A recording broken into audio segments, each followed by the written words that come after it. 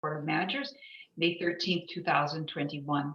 We are meeting again by electronic means in accordance with Minnesota Statute Section 13D-021 because of the pandemic and our determination that it is not feasible or prudent for us or the public or staff to meet in our usual place of business. Both will be taken by roll call. So let's proceed to, first of all, calling the attendance. Manager Hijmati. Manager Olson. Here. Okay, thank you. Manager Olson. Here. Manager Miller. Here. Manager Maxwell. Here. Manager Loftus. Here. Manager Sando. Here. And Manager White is here. Thank you.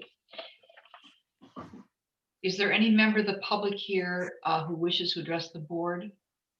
I don't see any names. Then we'll move to approval of the agenda.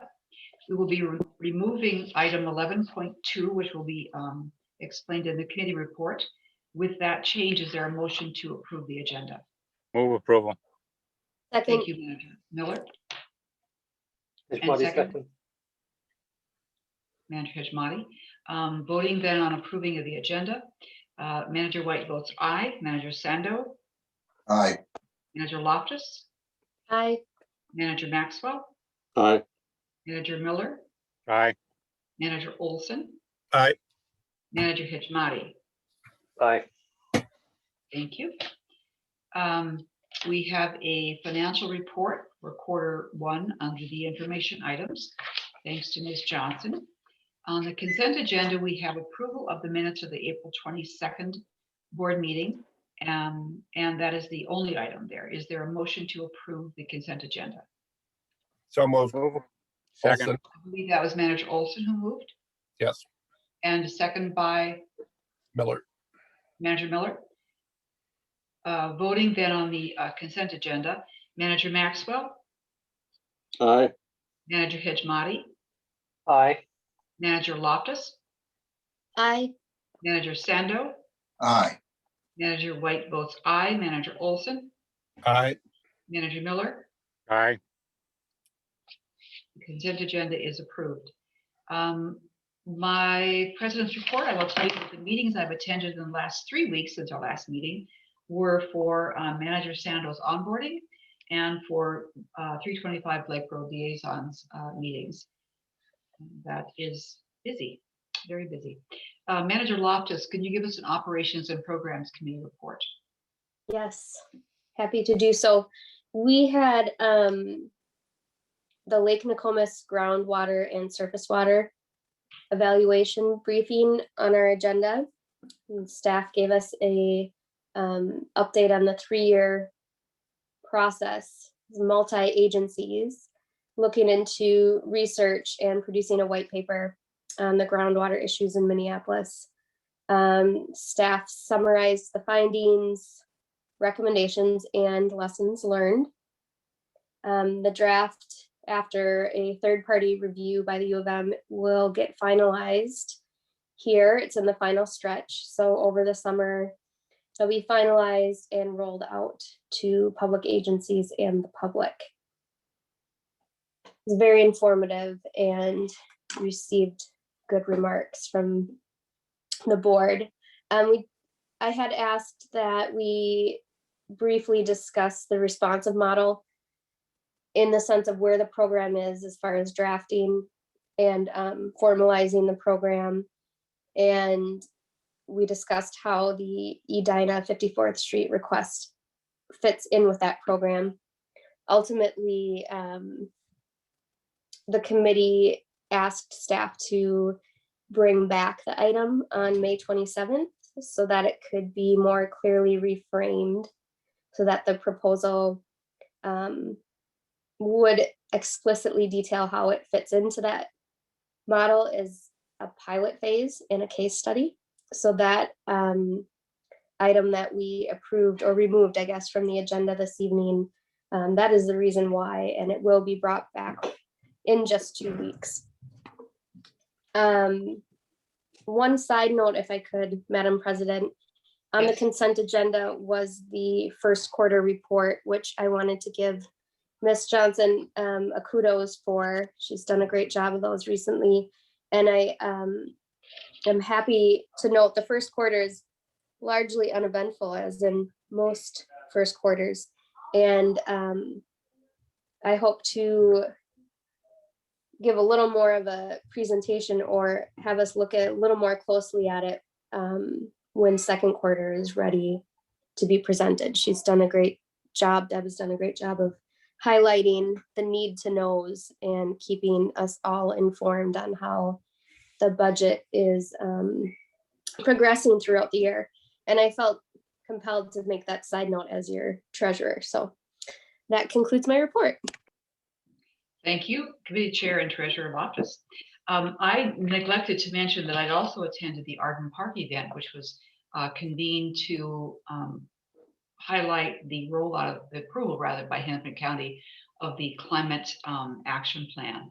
It was wonderful to have Arden be the example of how climate adaptation can take place, and in a frame of partnership among many agencies. It was also, on a personal note, very nice to see some people in person. We were outdoors wearing our masks, but it was wonderful to see folks. The upcoming meeting and event schedule is printed in our agenda. The Citizens Advisory Committee meeting on the 19th, I will attend. And then we have our usual schedule of committee and board meetings for May 27th and June 10th. Let's move to action item 11.1, which is resolution 21034. Ms. Damjančić-Lee. Thank you, President White. I'll share my screen here quickly.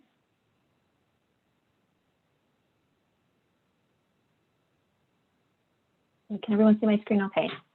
Yes. Yes. Great. Well, this evening, staff is seeking authorization to execute a contract for design of the 6 Millimers Prairie Trail and interpretation. Staff first brought this project to the Policy and Planning Committee meeting on January 28th to gather committee's input and direction. And based on this direction, staff developed a request for proposals that sought a sensitive design approach to development of a trail and interpretive elements. And committee indicated that design of the trail branching off of the Dakota Rail Trail on the west side of the property should really consider the sensitive resources on the site, the investment by the district over many years of restoration, and also potential use and accessibility.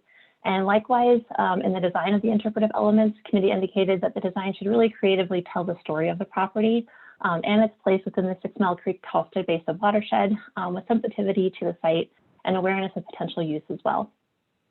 Following that direction, the RFP identified some specific goals of design that should be implemented on the site using a light touch and also consideration of its unique character. That character is really the result of a rich history of land that was once inhabited by the Dakota people, a long period of agricultural use, and its more recent past of a restored landscape of native plant communities and wildlife habitat. The RFP emphasized that design of the trail and interpretive elements should thoughtfully key in on this history of the site's place within the larger landscape and potential movement throughout the site that would really create a meaningful user experience while also being very sensitive to the resources on the site. So staff received board authorization to release the RFP on March 11th, and in response to the RFP, 8 proposals were submitted by these firms.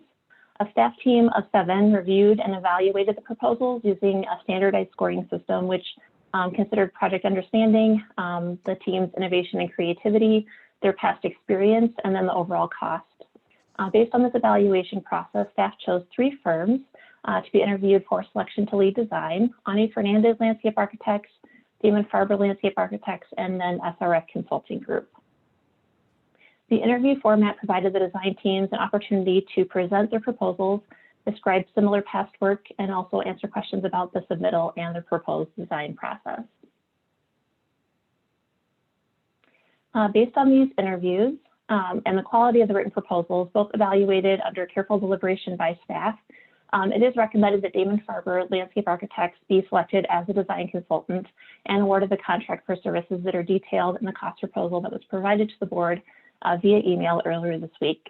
Damon Farber's proposal and interview communicated a real enthusiasm for the project, a real clear understanding of the key characteristics of the site, and an approach to interpretation that would be both experiential and imaginative without really overwhelming the site. Damon Farber also communicated a strong interest in working with staff throughout a collaborative design process and drawing from the institutional knowledge that's available among staff.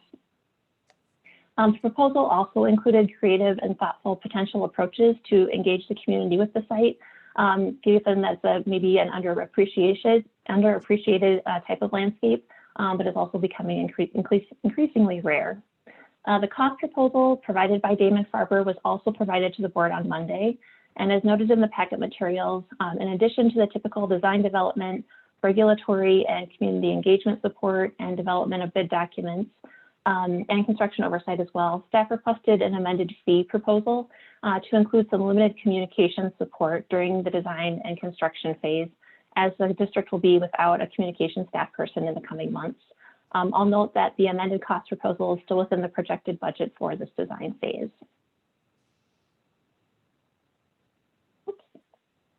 The timeline that we anticipate following is shown here. We plan to begin design right away with the design development continuing through the summer months. We plan to bid construction in late August with construction of the trail to occur during the fall. And then depending on timing, we may fabricate the design interpretive elements over the winter and then install those in spring of 2022. And with that, staff is seeking authorization to execute the contract for 6 Millimers Prairie Trail and interpretation design. You can take any questions. Thank you. Is there a motion to adopt resolution 21034? So move. Who was that? Mr. Sando. Manager Sando. Is there a second? Hishmati, second. Thank you, Manager Hijmati. Are there any questions or comments before we go to voting? Yeah, I got one comment. Go for it. The specs that they're going to draw up, I want to make sure that they're fully aware of the problems we've had with boardwalks in case there is a boardwalk design. And I would suggest that we just adopt the Three Rivers Park District specs for their boardwalks. I keep on looking at the boardwalk they did at 9 Mile Creek, and it is really I'm sure it's much more expensive than ours, but it sure is a lot more quality than I've seen on our boardwalks, both at Meadowbrook and out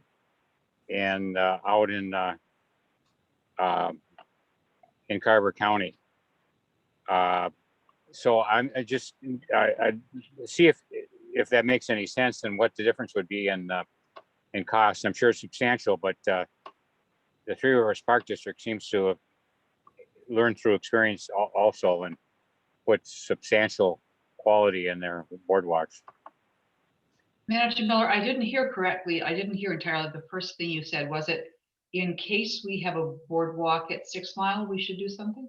Yeah, we should use the specs that Hennepin County or Three Rivers Park District uses on their boardwalks. Because I'm not satisfied with the quality even on our Carver County boardwalk. I don't, it's probably meets the specs, but it seems to be looking awfully similar to Meadowbrook, Minnehaha,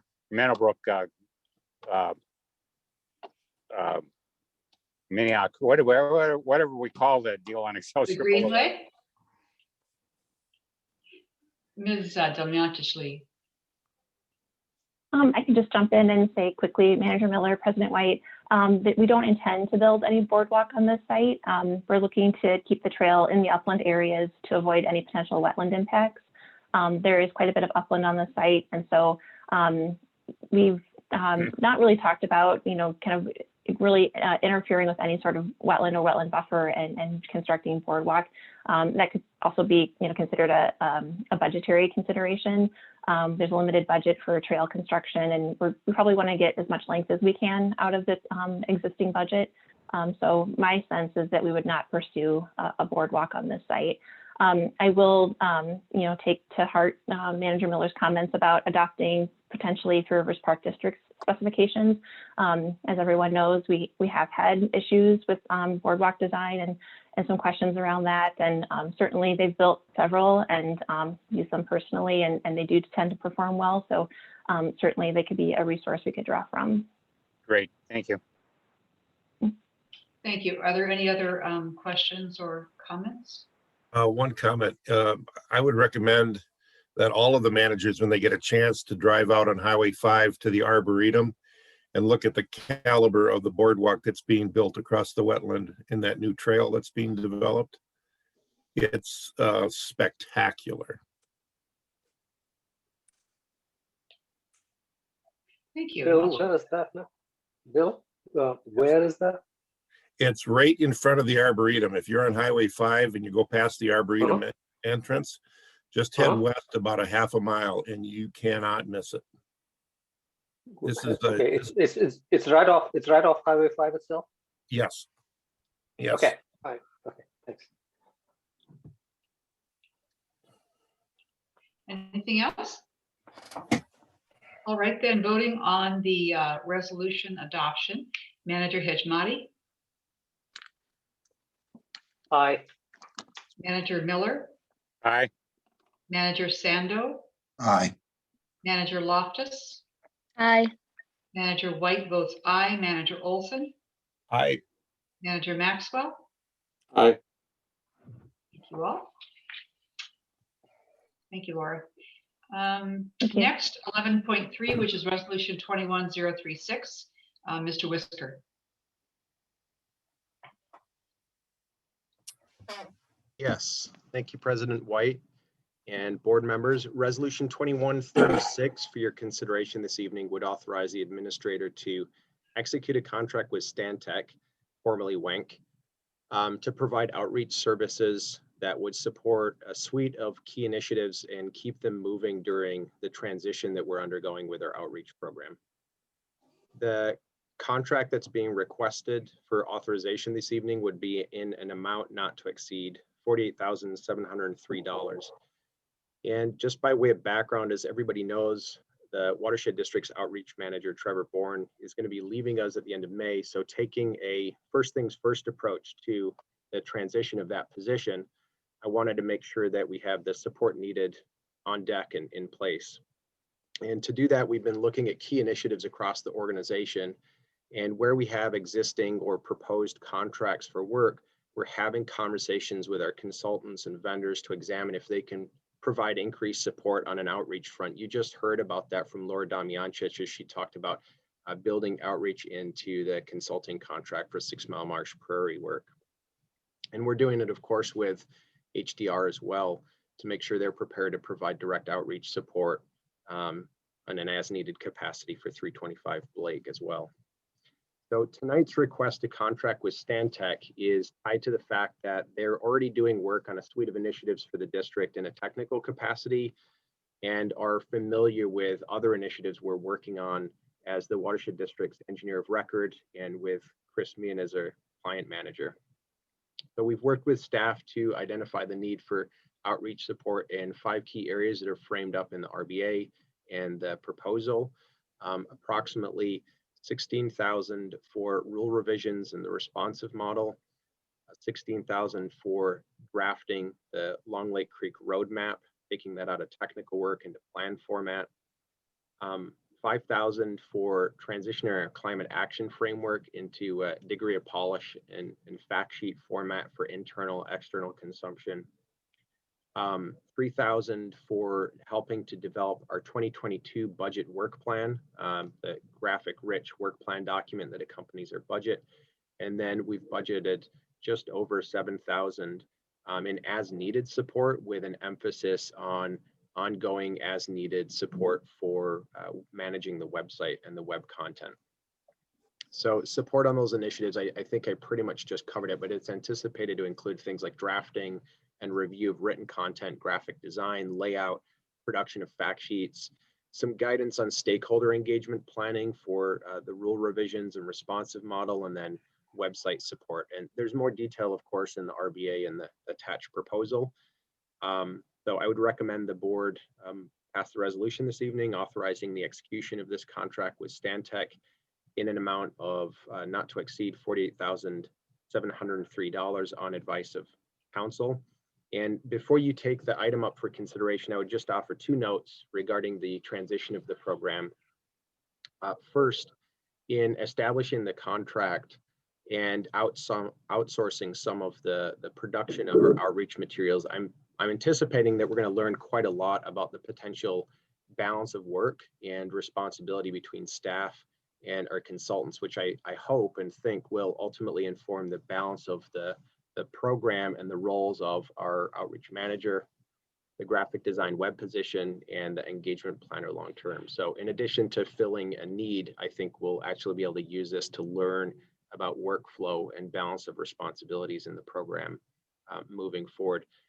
Second, in terms of an update on the status of backfilling for Trevor, like I said, this was a first things first approach. I've had him wrapping up a number of key initiatives, leaving those in a good place, helping me scope out this work. And I've done, in terms of the placement of backfilling for his position, I've done some work with Trevor, John Himley, Tom Horner, and others to expand the listing for where we'll be posting, identify some steps for recruitment, including connecting with some key institutions and individuals to do some recruiting. And then we'll be looking to make the posting for that position live next week, with about 4 to 5 weeks of before beginning the interviews. So with that said, I'm happy to stand for any questions about the proposal that's in front of you this evening for the contract with Stantec for outreach support, or any questions just about where we are in transitioning the program with Trevor leaving. Thank you, Mr. Whisker. Is there a motion to adopt resolution 21036? Move approval, Olson. Manager Olson moves. Is there a second? Hejmadi second. Manager Hejmadi seconds. Questions or comments? Or as we call it, discussion. I guess I can say that. If nothing, then we'll proceed to voting. For adopting the resolution, Manager Hejmadi, Aye. Manager Olson, Aye. Manager Miller, Aye. Manager Maxwell, Aye. Manager Loftus, Aye. Manager Sando, Aye. and Manager White votes aye. Thank you all. The next item on our agenda is a discussion item concerning the CAC realignment. Mr. Bourne, will this be your swan song? It could well be. I'm So not asking for it to be your swan song, just inquiring. I think as it's scheduled now, this probably will be my last presentation to this group. So just echo my sentiment from last month, as it continues to be an honor and pleasure to work with this group. And I'm happy to be in a position to be kind of bringing some of these things, as James said, either to a conclusion or at least to a place that feels like a good effective handoff point. And the CAC reassessment is one of those big items. And I am happy to say that we are continuing to chug along on schedule with that process and really kind of coming into the home stretch, which is all about really taking all of this foundation building that we've done so far and taking that leap to actually translate what we've learned about the committee's role and value into concrete, recommendations for how the committee can best be structured to provide the most value to the organization and for the volunteers who serve on it. For me, it's always a little bit intimidating to go from the kind of cozy confines of just bandying around ideas to actually putting black and white recommendations down on paper. But I think it's also exciting because it feels like the work is becoming tangible and we seem to be building consensus. And it's also just a useful way. I think making recommendations is a useful way to make sure that we're actually all on the same page about what it is we're talking about. So we ran through this last week with the CAC executive team, and it really did serve to ensure that we were on the same page, spark some good discussion. We were able to make some kind of tweaks and refinements based on what they had to say. And it was, we left feeling excited about the work, starting to feel like it was coming together and congealing. So tonight, I'd like to just give a overview of those recommendations that were included in the memo, and then hear any reflection on any of those, any remaining questions, and sort of gauge the board's comfort with where we've landed and what we're planning at this point to advance.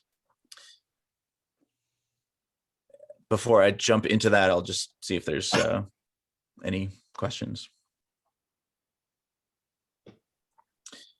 All right, well, just to give a sort of a quick recap of how we got to where we are. I think the genesis of this project or process, really started because we recognized this gap where the organization had went around and reevaluated and realigned every program area, and in each case saw these kind of significant returns on that investment, even though that certainly was an investment in every case of a lot of people's time and energy. But I think it's safe to say that people came out of those processes feeling like it was very worthwhile. And the CAC was the one group that had we had never done that with, and that had kind of created this situation where there wasn't a clear and just as importantly, wasn't sort of a shared understanding of what types of things the committee should focus on, how it really fits in with the district achieving its mission, and just why it operates like it does, how often it should meet, how many people, what types of people, what should the meetings focus on, et cetera. And that lack of clear and agreed upon understanding had created some kind of perennial frustrations all around. We would hear from committee members of, the sense of, I'm not sure what I'm supposed to be doing here, or I don't know if my volunteer time is contributing anything useful, or it seems like maybe we're just meeting because it's on the calendar. And staff having this sense of, I'm not sure what types of things should go to the CAC, or who exactly should be bringing it in front of them, and if I'm supposed to be giving information updates or activating them as volunteers or getting advice, et cetera. And then the board not being clear on exactly how the CAC should be kind of embedded in decision-making or workflow, or what I should be doing as a liaison at this meeting, how we should be handling appointments, et cetera. So that was sort of the opportunity that we saw, and we used our reasonably tried and true method of realignment to try to answer those questions and make sure that we did it methodically and with a lot of input from the board and the CAC and the CAC executive team and staff. And so we put a bunch of time into the sort of building the foundation and discovery work, looking at the statute, looking at how other organizations set theirs up, talking to other organizations, retracing the history of our own committee, and basically interviewing, members and staff and the board about their experience, about what had worked and didn't.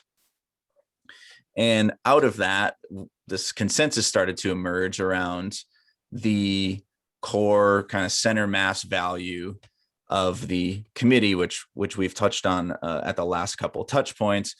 And we've kind of been talking about it, using the name of the CAC itself. So citizen, meaning people with a variety of perspectives, not necessarily hired for a particular expertise. So bringing that broadness and a sort of a taxpayer perspective. Advisory, meaning people, somebody who helps the organization think about its work in new ways, provides sort of an inward flow of information, as opposed to people who carry out the work or serve as ambassadors or, make binding decisions. And then committee, sort of meaning a group of people that follows certain conventions and rules and gains its strength from its variety of perspectives. And So we did a round of refining that idea with the board and CAC and staff and executive team. And then last month, when we were most recently here, we had a round of discussions talking through at sort of a high level some ideas for how we would optimize the committee to provide that type of value. Got some good additional clarity and used what we heard then in those round of discussions to develop the recommendations that are in the memo for this evening.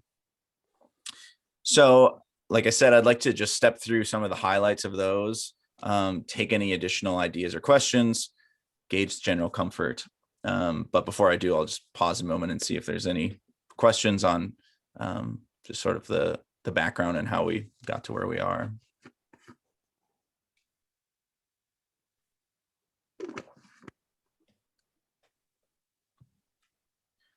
All right, well,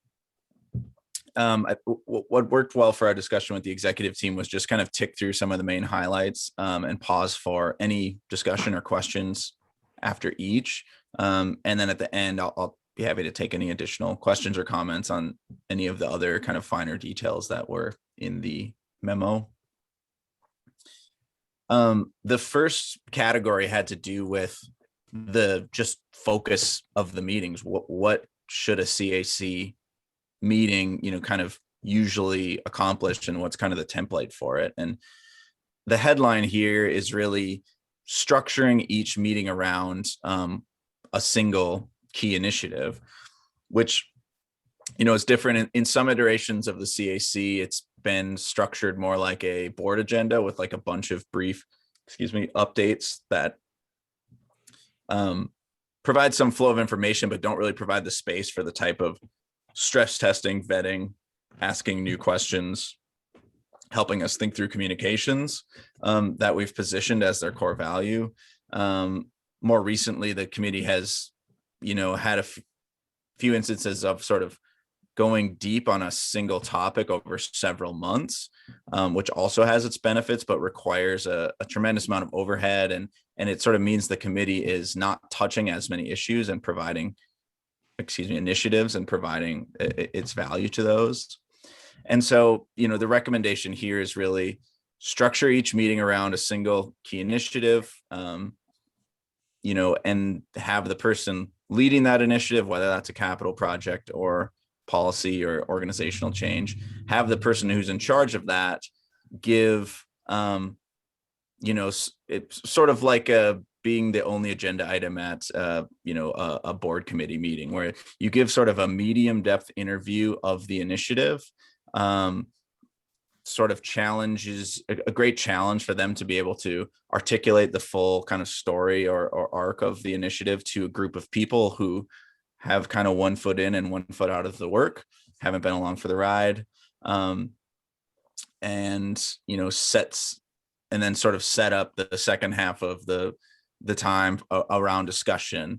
And we highlighted just kind of what types of discussion we're generally looking for in the memo. So whether that's ideas for actually how to improve the project, like, oh, that makes me think of something I did similar. What worked well there was X, or, feedback on how well it was communicated, flagging things that aren't clear, bringing some relevant local knowledge to the table, et cetera.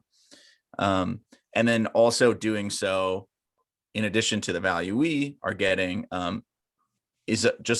itself serves as a good mechanism for making sure the committee stays up to date on our key initiatives, because sort of by definition, we're bringing our handful of most important things to them and sort of giving a reasonably in-depth summary. So, like I said, I'll pause briefly after each for any questions. The idea there, focusing each meeting on a single key initiative. See if there's any questions or thoughts on that recommendation. This is Arun. It sounds like a good direction to go, to focus on one thing. It gives them a sense of purpose of what they want to do. I was wondering, do they get information ahead of time so that they can review it and ask intelligent questions when it's actually presented?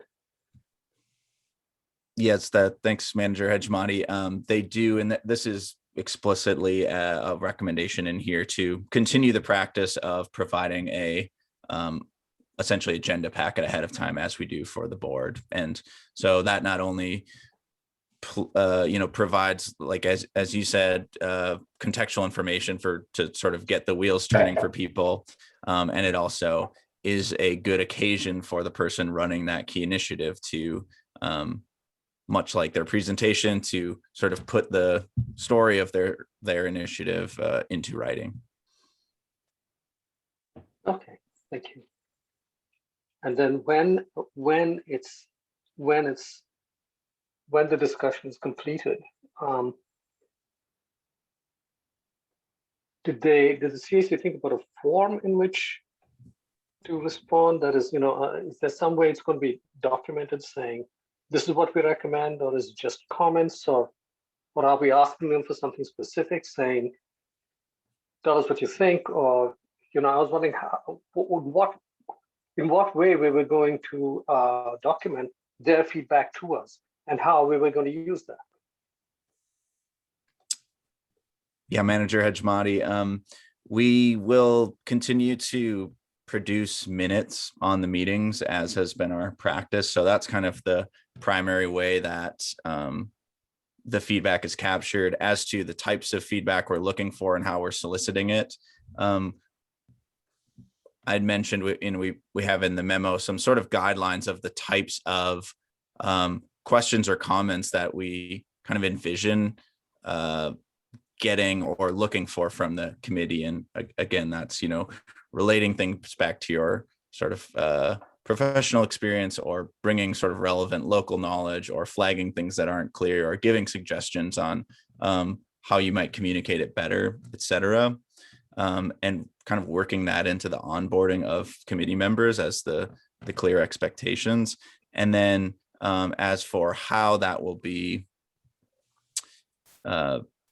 facilitated, it will be up to the person providing the update on the key initiative, as well as the engagement planner, who remains the primary liaison to the committee, to facilitate that discussion. Thank you. Thank you.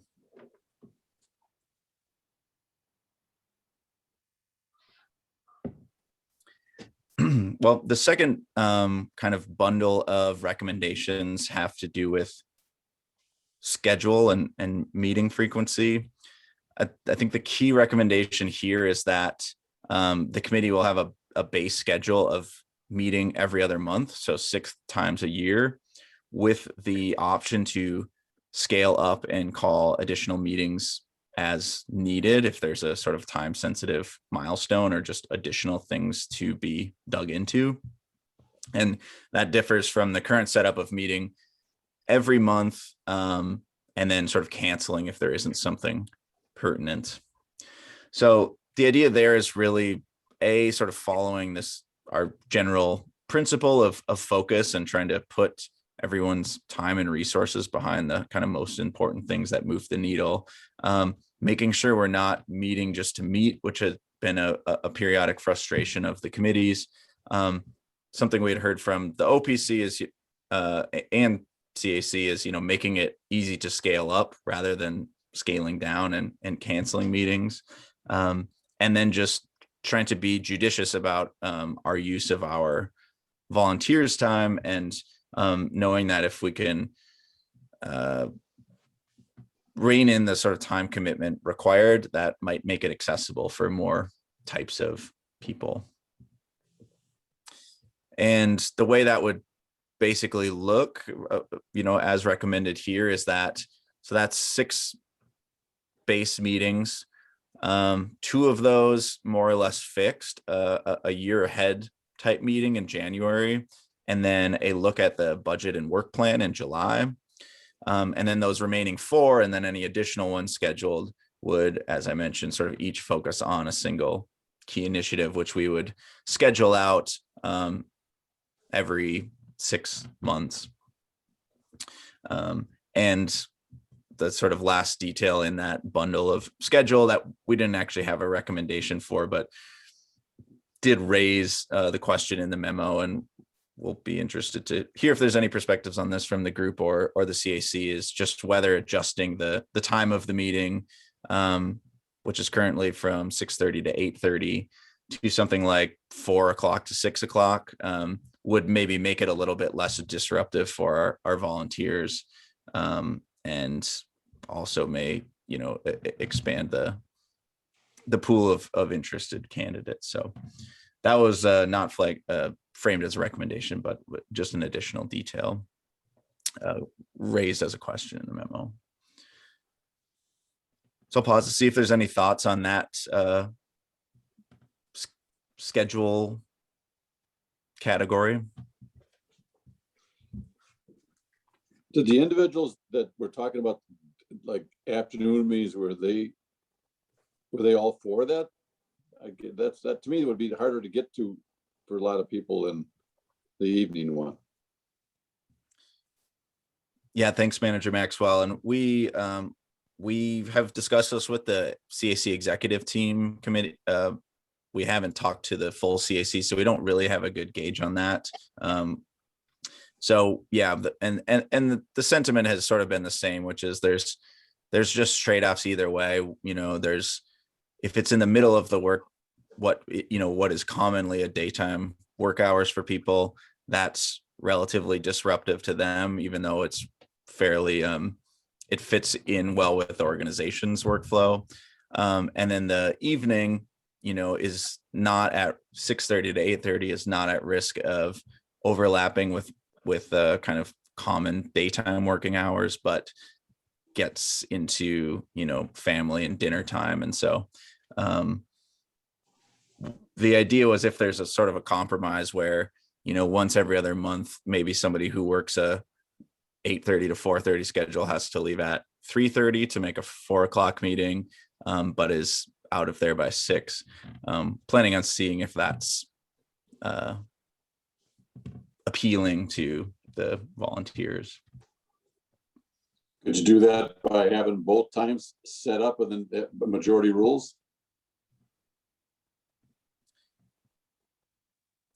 As in sort of voting each time, or just taking a vote with the committee members to set it? I would think each time, because it's only every other month. So each time they could probably do it. And it's availability of their schedule and everything else. So you got 2 months to set it up. Or at least 5-6 weeks. Thank you. Yeah, I think that'll be a good consideration when we float that by them. Just doing it on a meeting by meeting basis. This is Arun. I have another question. I recognize that, when volunteers get on the CAC, they're giving of their time, and it's going to interrupt their family lives, or it's going to interrupt their work.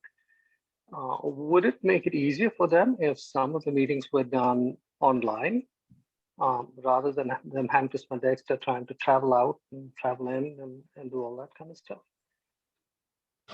Or is it too, or do they all want to meet in person? I mean, maybe they think that meeting in person is far more productive, but I was wondering if offering that as an option would make it easier for them.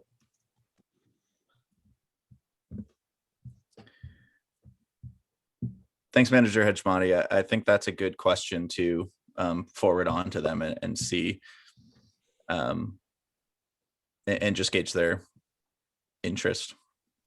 I think that's to the end of, if the goal is sort of allowing them to participate while sort of making it as accessible to as many people as we can, that might be a workable solution.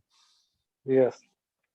And especially if they have material to prepare ahead of time that they can review and ask questions. And we maybe even give them the opportunity to send in questions that they have, ahead of time. Say, okay, they get the thing, and then they have a date by which they ask questions or raise some comments, and they can send it to the presenter, and the presenter has it.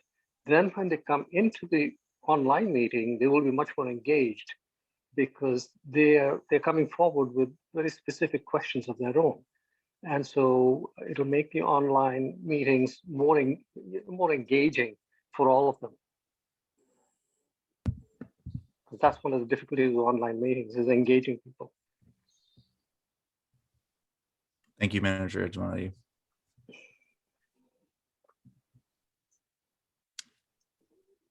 Any other thoughts or questions on this schedule, meeting every other month?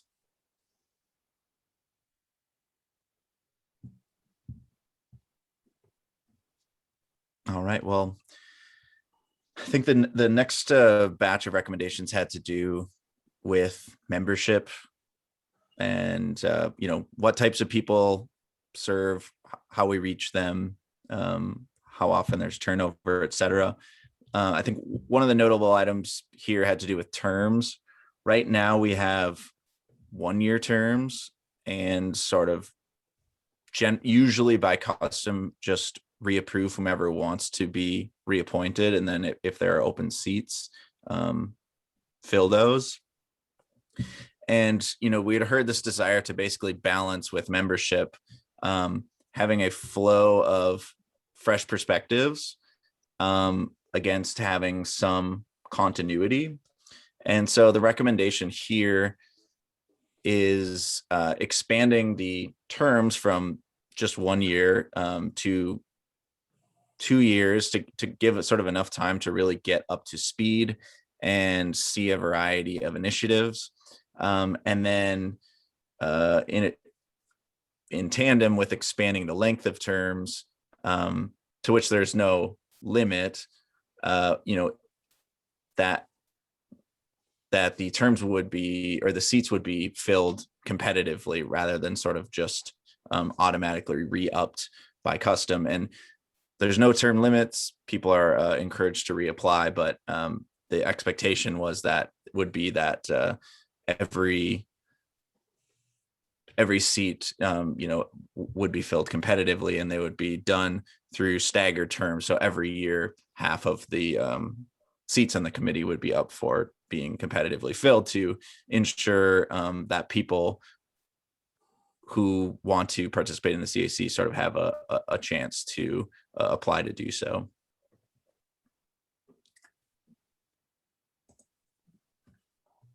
Trevor, I really like the idea of how much more clarity this will give the board if we know that there are no assumptions of reappointment, but we have this 2-year staggered appointment process. It just makes it much more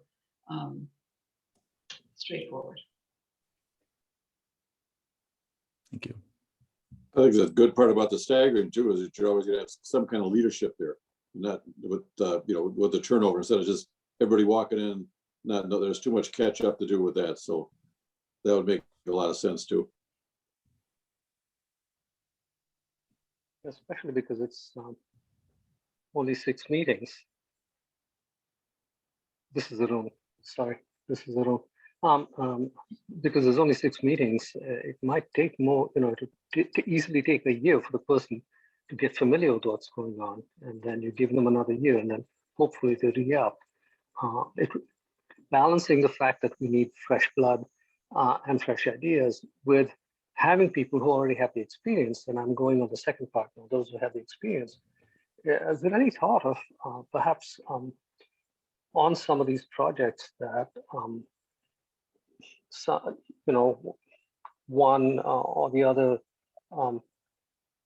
if a CAC member, if it interests them, follow one particular project more carefully. They are sort of so for example, on climate adaptation, maybe one aspect of climate adaptation would be outreach to the public, and so there may be a couple of people who are interested in following up on how we plan to do that and give us input and so on. That would give them a personal interest in something that they can invest in, and that would then give them more incentive to re-up rather than just walk away at the end of 2 years. They have something that really they value and something that they can contribute and for which they are valued also. So engage them deeply.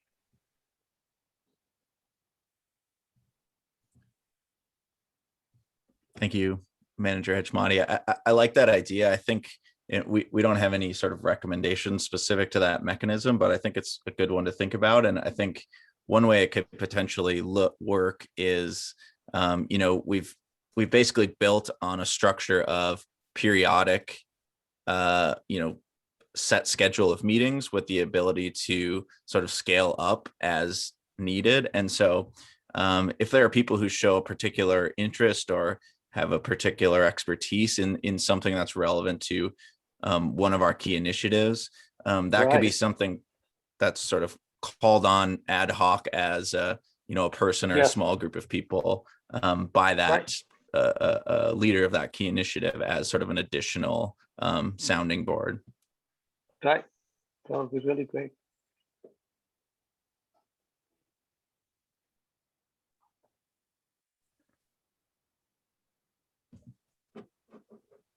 And the other item from, I think key item from personnel, as Sherry mentioned, that giving clarity for the board around the appointment process is just providing some criteria for selecting members, knowing that the core, the committee draws its value from having a variety of perspectives. And so as the board makes its decisions about filling appointment seats, we laid out some kind of criteria for which to evaluate applicants on, how they contribute to the variety of perspectives on the CAC. And we kind of broadly categorize those as geographic. So, making sure people are somewhat spread out throughout the watershed to make sure that we're getting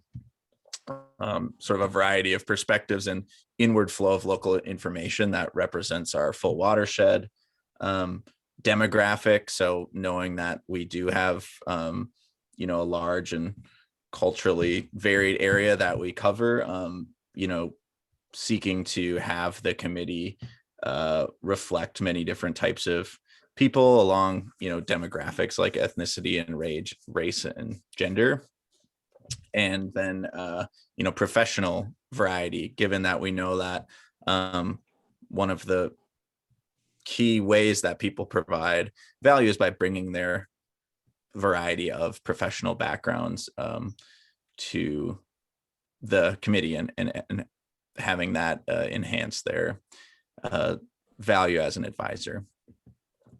And so without going so far as to sort of set quotas or rubrics, putting forth some criteria for the board to think along when making appointment decisions to ensure that the committee has that variety of perspectives that we know underpins its value.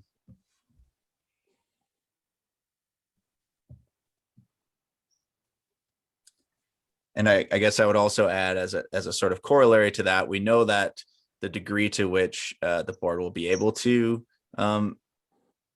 make those types of decisions and provide that type of variety is based on the applicant pool that it has to choose from. And so we outline some ways that we will try to sort of increase the size of applicant pool through more proactive, more intensive outreach, both through the media as well as through our partners and community groups, and hopefully coupled with a clear definition of what it means to serve on the CAC and sort of a job description that clearly spells that out, as well as somewhat of a more manageable time commitment. We're hoping to be able to produce a larger pool, a larger and more varied pool of applicants to make those decisions from.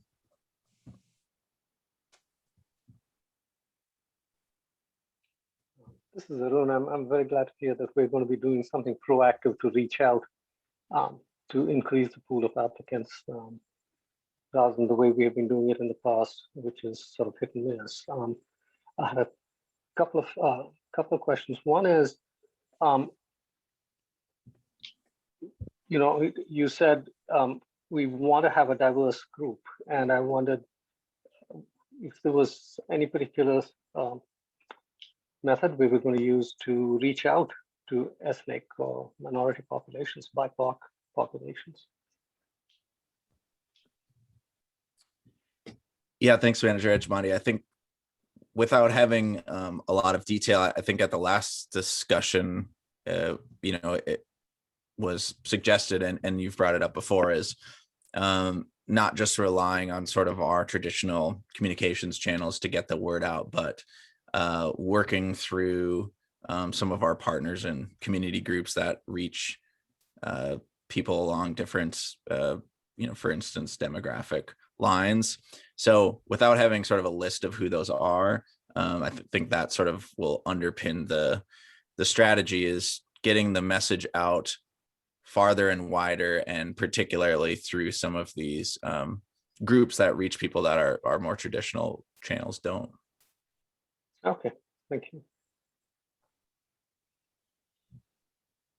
This is Sherry. I had reached out to Manager Hitchmati after that discussion and thanked him for raising the question of diversity. Appreciate that. Yes, likewise, and it's something we've heard from the committee members themselves as well.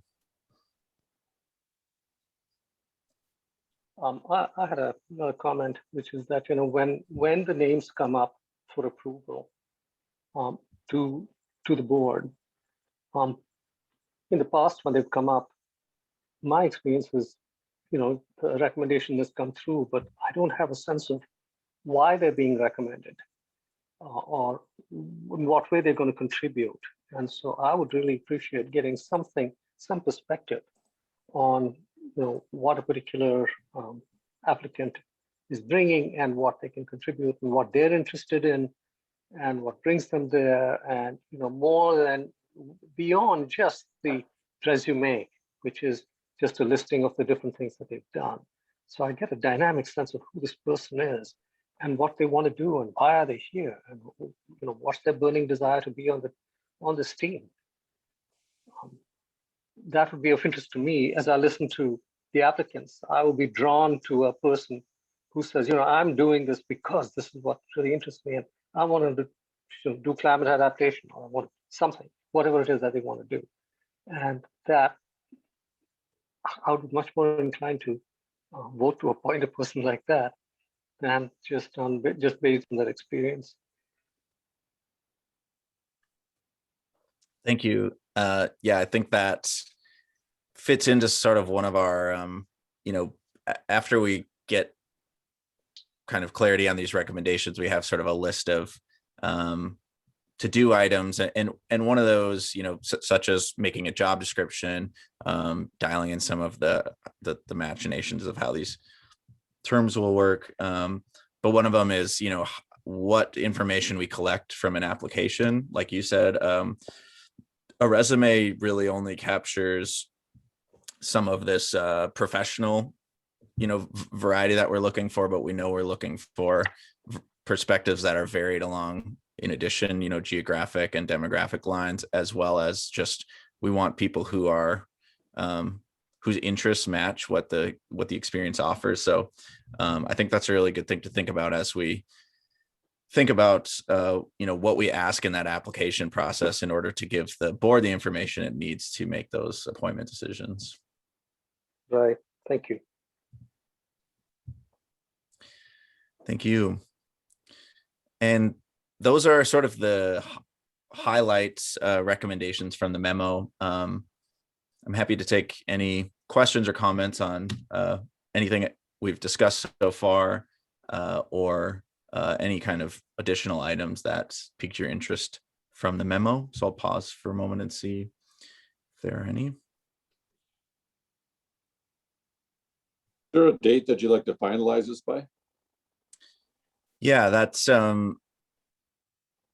Manager Maxwell, maybe a good transition. So we are having a similar conversation to this with the CAC next week. And then the plan, if the board is comfortable with it, is to take the feedback from tonight and next week and refine the recommendations and roll that into a final report for board approval next month. Thank you.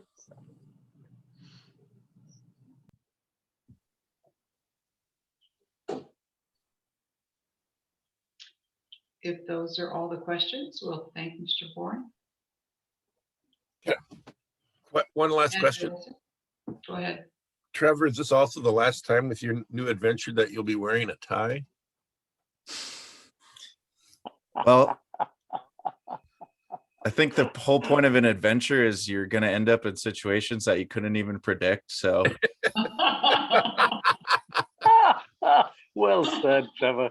Well said. Yeah, I wanted to wish you luck on your adventure. I wish I could do something like what you're doing. So I wish you the very best and hope that it's a transformative experience for you. Yes. well, thank you. I Christine, really yeah, I agree. Hopefully you have a great time. But to answer me one question, then, how many miles do you get in that electric bike?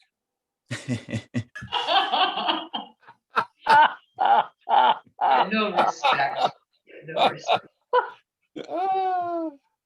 keying in on a deep division and touchy battle within people who ride bikes. I personally have no problem with them. I think it's great that it expands people, the people who are able to do it and expand their range. But no, we will be totally mechanical and really, really weighed down with stuff. Well, be careful, Trevor, be safe. thanks for the work on the CAC evaluation, taking a lot of viewpoints into consideration. And thank you for the time you gave the district, even before you were a formal employee and you were contracting with us. You've always had a special writing voice that I've appreciated. Easy to keep reading, very interesting, and I've appreciated your talent for the time you've been here. And I wish you the best in the future. So thanks. Thank you.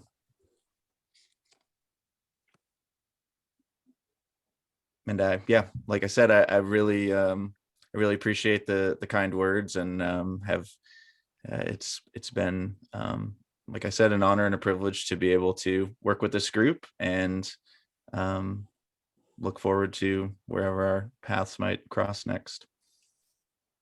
Oh my gosh. On a bike. We'll see you Well, down the it's road.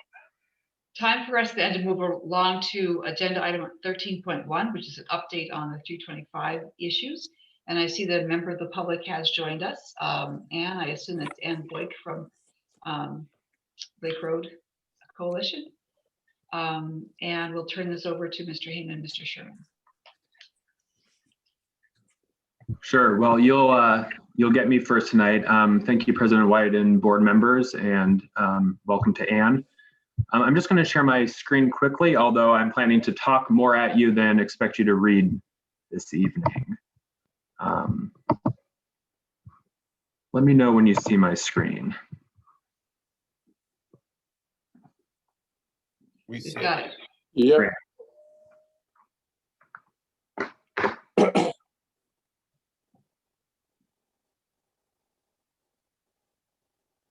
Well, thank you. I know it's been a few months since Mike or I have been in front of you with sort of a full update on 325 Blake.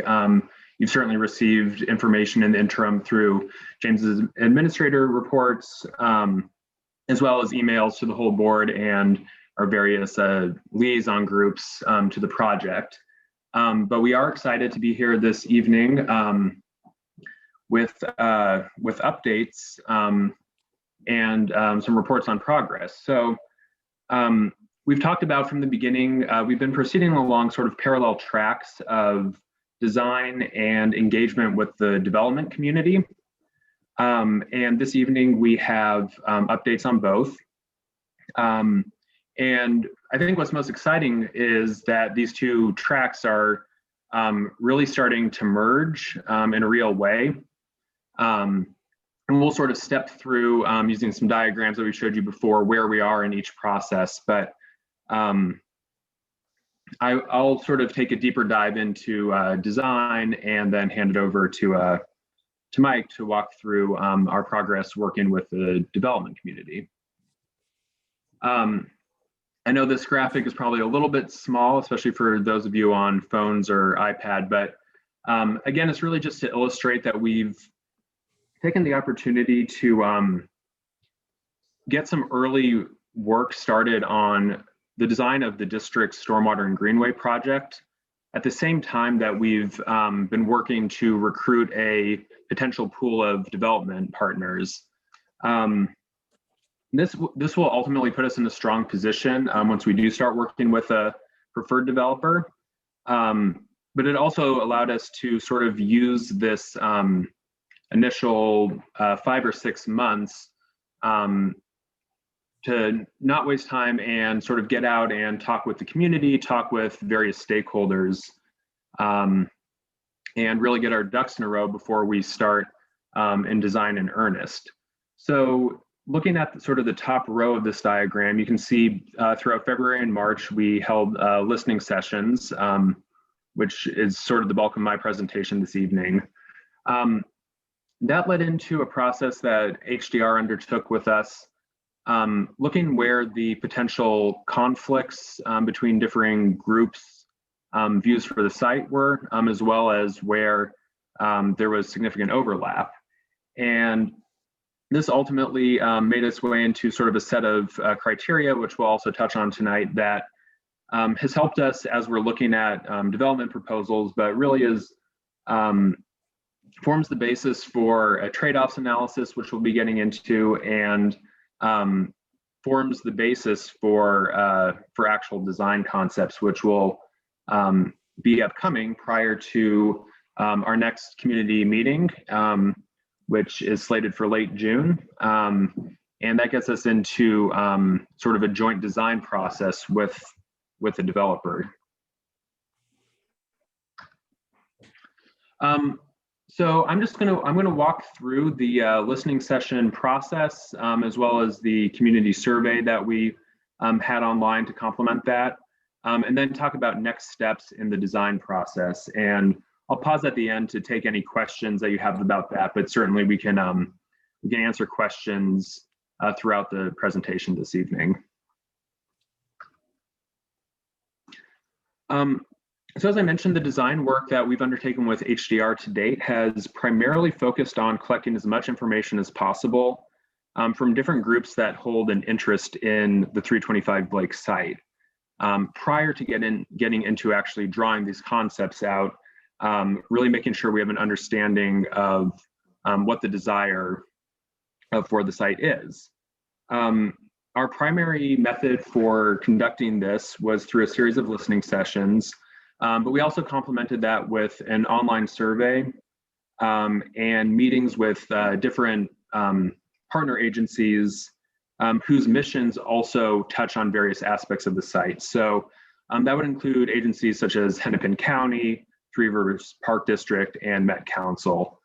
And the intent of all of this upfront engagement is to understand what a successful project looks like to each of these groups. And again, where the perspectives among the groups and between the groups overlap, and where there's differences that we should just be aware of going into design. As you're aware of, the listening sessions took place over February and March, and kicked off with this group, the District Board of Managers. We had a group of MCWD staff and key advisors to the project, and then switched over to our primary partner, the City of Hopkins, and held a session with their City Council, as well as staff from throughout the city, including their planning department, engineering, parks, and public safety. And then finally, we concluded that series with a community meeting listening session that was open to any and all, but we did focus our promotion of it towards residents and businesses that are located near the site and up and down the Blake Road corridor.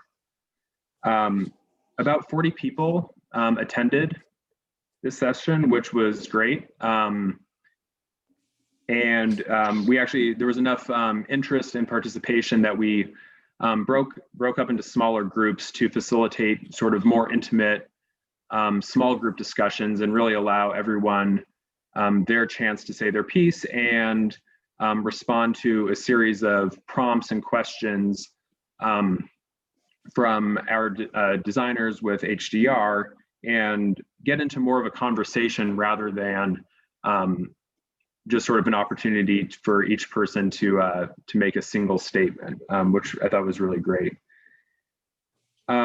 These sessions were complemented by an online survey, as I mentioned. This reached an additional over 100 respondents, and it was structured in such a way that the questions overlapped pretty neatly with what we talked about at the community listening session. So we were able to combine the results from both of those engagement efforts and sort of take it as a whole body of feedback from the community. We sort of synthesized all of this into the report that went out with this evening's board packet. So I'm not sure if people have had a chance to read through it yet, but I certainly wanted to walk people through and hope that you do take a chance to read through at some point. So the body of the report was intentionally kept succinct and easy to read. But again, I just wanted to kind of go over the logic behind the format that we chose, and then pull out some of the major themes and takeaways just to highlight the types of issues that we were focused on.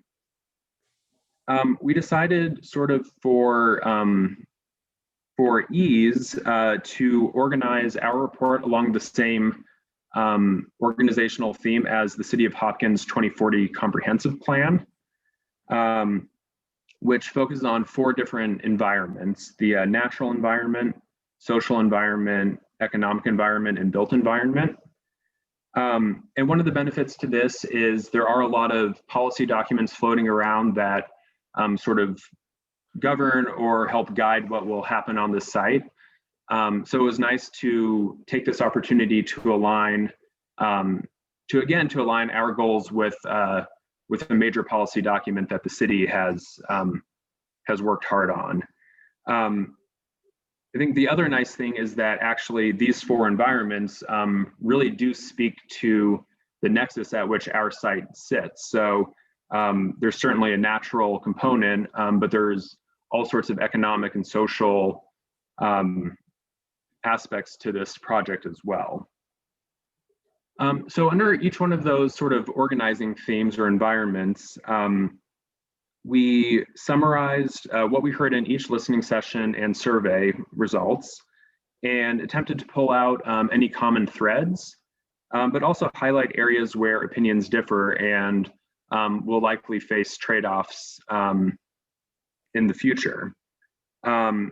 But in order to do justice to what each participant said, we did include full notes from each meeting as an appendix to this report. So for those of you who are interested in digging in a bit more detail, there are full notes from each session available.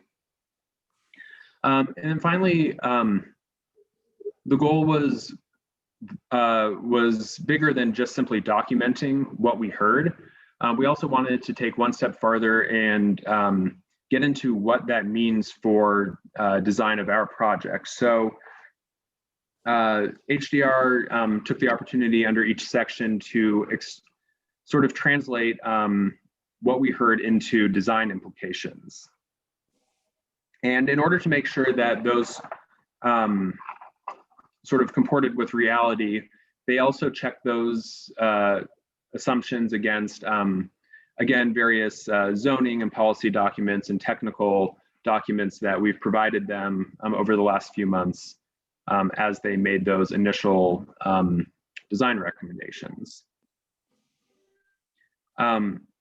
Again, these implications will help inform our early design concepts and analyze a range of trade-offs that we'll encounter as we get deeper into design. And I especially did want to note that in relation to this, the 2 parallel tracks that we've been referencing, Although we do try to primarily focus on the stormwater and greenway, the interface between the public realm and the private development really can't be ignored. And so the design implications do touch on those areas where the public portion of the project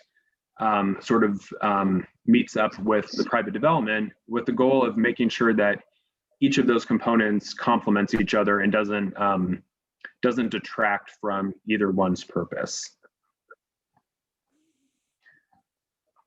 So again, I did just want to pull out a few key messages and implications from each of these environments before talking through next steps, just to give everyone a flavor of the types of things that we heard at the other sessions and where there was a significant agreement or some disagreement, and then how we're starting to think about working that into design.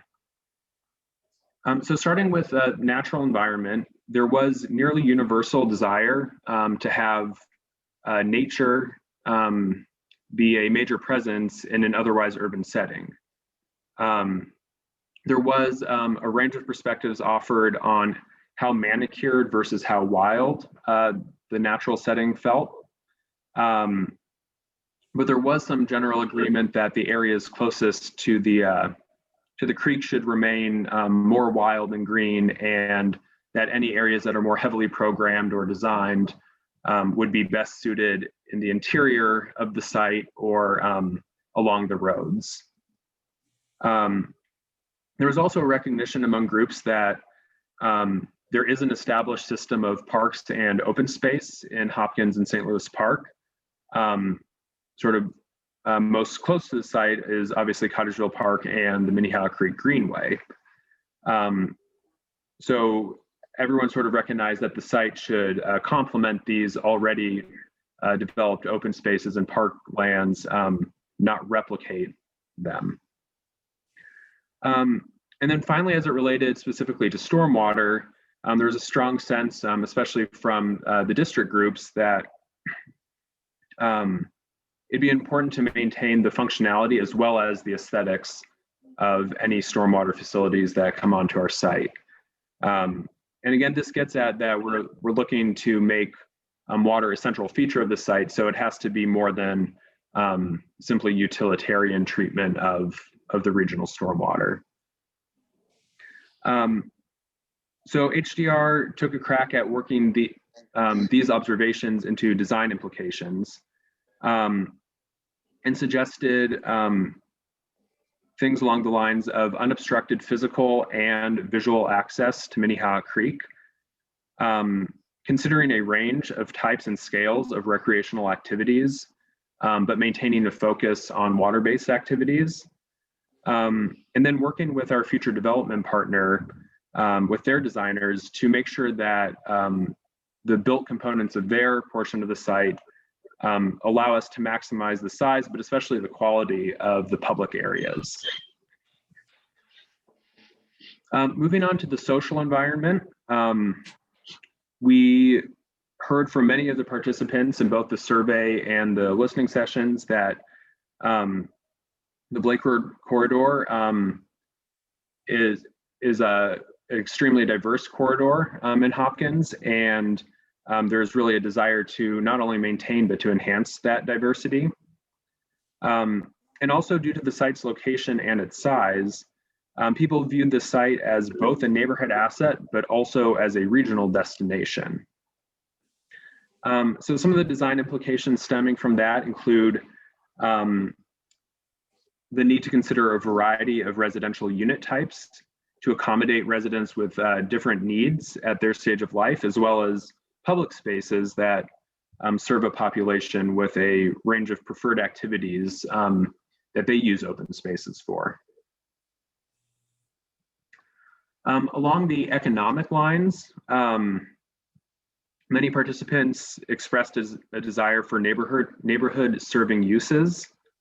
And there was also quite a bit of discussion about getting the importance of getting the ratio of affordable housing to market rate housing right on the site. but there was less consensus around what that ratio might be. On the commercial side of things, many people expressed a desire for the site to complement downtown Hopkins, but not compete with it. And some ideas along that line included space for pop-up economic activity like farmers markets, recreational equipment rental, and food offerings. And other participants stressed that space for mom and pop type businesses that serve future residents of the site itself as being of primary importance. And that would include things along the lines of daycare, laundry and dry cleaning, and again, food, which could complement, but also might be distinct a bit from comments that suggested that the site should really be a draw, should have a commercial draw for people coming off of transit and the regional trail. So at this stage, the design implications for the economic environment really focused on the need for flexible commercial space that could accommodate a range of these uses rather than only purpose-built commercial space that that might not be able to accommodate some of these smaller businesses that have more flexible needs. And also that the commercial activity should really be at the street level to help activate the site and draw people in. And then finally, the fourth environment that this report focused on was the built environment, which gets touched on in all these other environments, but there was lots of comments focused on transportation, including the need to create the right conditions for pedestrians, cyclists, and transit users to really use the site as it's intended as a transit-oriented development. This is also the topic where the importance of the interaction between the public and private spheres on the site was expressed the most. And I think, again, of primary importance, participants expressed the need to make sure that any and all structures on the site allow for creek access and actually help facilitate drawing people from outside of the site down to the creek. And then a final theme that ran throughout was just making sure that areas that are intended for public use are apparent as public places and don't end up sort of being treated as private amenities or scaring people off from using them because they think that they're private amenities of the development. And the design implications stemming from these observations included making sure that there's a strong connection from this site to Cottageville Park, the regional trail, and the parcels that the district owns on the other side of the creek on either side of Lake Street. The safety of the site, people's personal safety, as well as it relates to a mix of transportation uses, is also an important design consideration. And then finally, the opportunity to provide year-round activation of the site and not treat it as only a warm months site as far as recreational opportunities. So I'm going to get into next steps in the design process, but I did just want to stop at this point to see if there's any immediate questions on either the layout of the report, or for those of you who have read it, if you had any questions on any of the contents of the report itself.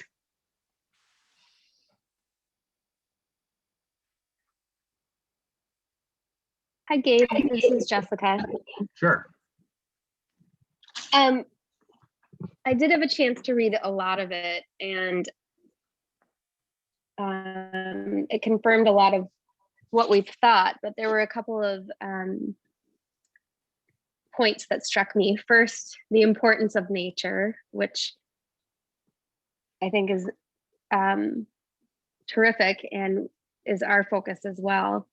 There was a comment in there, I don't know if you noticed it, but it talked about, I think it was in the public's listening session, where they wanted trees replaced that were removed from the LRT construction. I don't have any knowledge of that. And I don't know how that we necessarily follow up on individual comments, but I'm curious if, I don't know that we've noticed, is there a bunch of clearing that happened or possibly replacement that's happening as part of the rail project?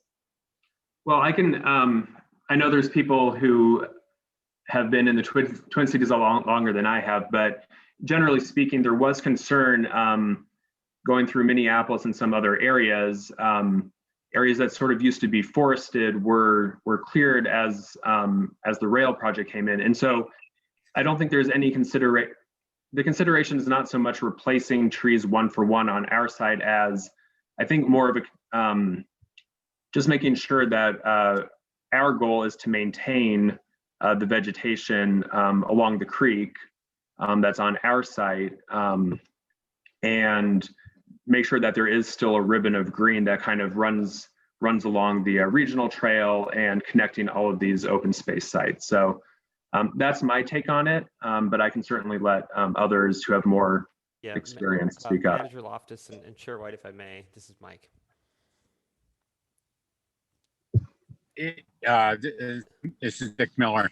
There's the trees in Minneapolis, the right of way. They were all volunteer trees that grew up since the railroad abandoned the site some 25 years ago. So it was a natural forest.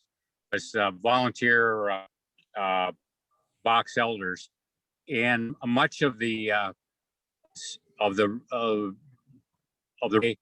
or all the right of way through our property was pretty barren of any trees. They did take some box elder or cottonwoods down east of our property line.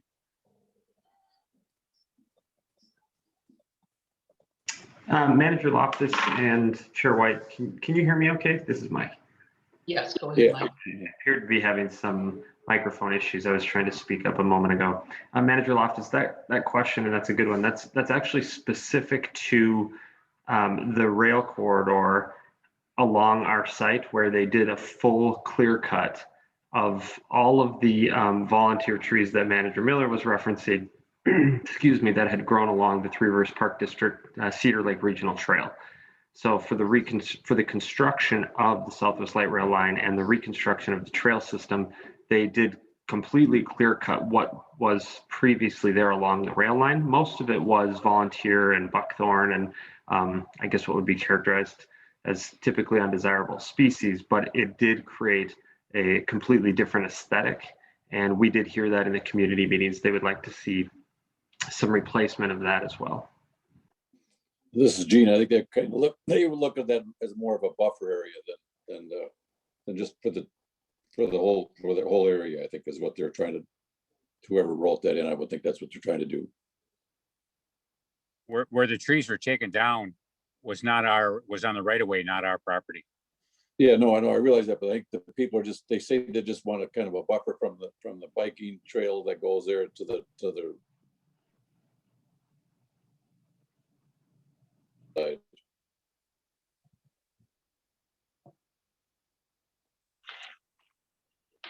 Okay, thank you for clarifying what they're probably referring to. And is there any current plans by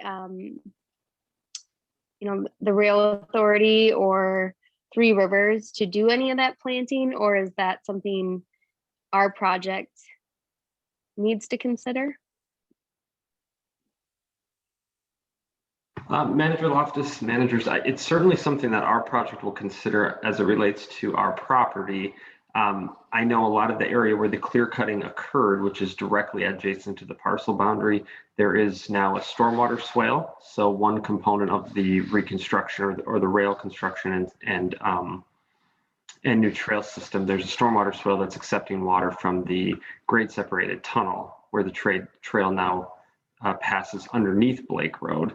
So that area in particular would be challenging to have that type of vegetation, but I know that there's consideration to other shrubs and vegetation, and we certainly will be considering that as part of our project.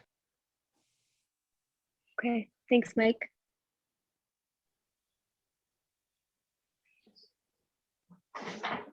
Any other questions specifically from the listening session report or comments that you may have read in the session notes? I have a comment that they were really well structured. Those were great listening sessions. HDR did a good job. Great. Yeah, that's good to hear. And I think that was the sentiment across the sessions. Most of the feedback we got was quite positive that people enjoyed attending and participating heavily in them. Oh, one more thing, Gabe. I didn't notice it or catch it in our initial scope or anything, or in the notes, but I noticed it in the bills that we had to add a scope of work for a Hopkins Council listening session. I don't know if we didn't initially plan for that or if we separated out their council and staff, but I'm not usually a huge fan of contingencies, but I think if we somehow needed to add a pretty important stakeholder group listening session, I'm glad you're able to do it. Sure. Yeah, and I can explain. Essentially, that it was built into the scope as far as we had identified the need for 3 specific listening sessions and knew from the beginning that we would likely need up to 6. So we had scoped out definitely 3, and then built into the initial contingency was 3 more. So it is likely, I believe, and I could double check the details, that 2 of those 5 sessions would have been from this sort of second set of contingent listening sessions. And that was really just, we weren't quite sure if we were going to combine Hopkins City Council with their staff, if we were going to combine the district board with staff, or if we would prefer to have all those groups separate. Yeah, it looks like you got a lot of good feedback from the groups you decided to listen to. That's great. Thank you.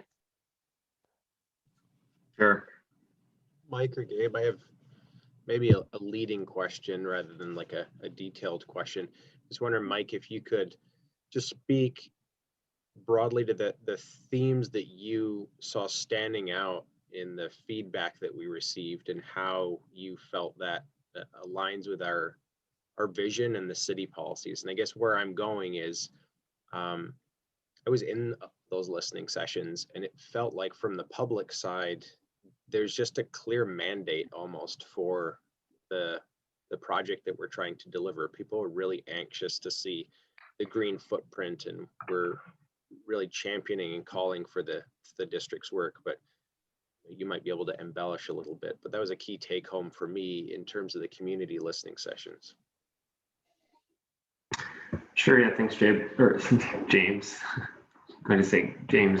Gabe sort of touched on that, I think, a little bit in his debrief. I mean, what struck me most in the listening sessions, in particular from the community listening session and some of the survey, which I think is some of what you're alluding to, but even at the council level was, and I think Manager Loftus mentioned it as well, is just this desire to have more connection to nature, which I think we always anticipated, but because of its previous condition as a giant industrial freezer, the fact that it's been removed and has been sitting vacant and allowed people to see Minnehaha Creek, to see its connection to Cottageville Park, everyone responded with just a necessity for more green, more sort of natural space versus conversion to development. And I think really appreciated that we were being thoughtful in the approach, the design effort, and having these conversations around the vision early. And then there were all sorts of other really interesting, I think, components too, in terms of the site as an anchor for the region and the Blake Road corridor itself, thinking of some of these, the impact that this site will have on the surrounding development that's bound to occur along Southwest Regional Light Rail, not just in Hopkins, but down the tracks near St. Louis Park. Some of those themes that we've talked a lot about, but you're hearing them resonate with the community, with the council and others, I think was really, really useful. And just, I think, sort of helped us solidify as we're thinking about these design considerations, making sure we're paying extra close attention to some of those things we knew mattered to us, but are clearly hearing it mirrored back as well. Yeah.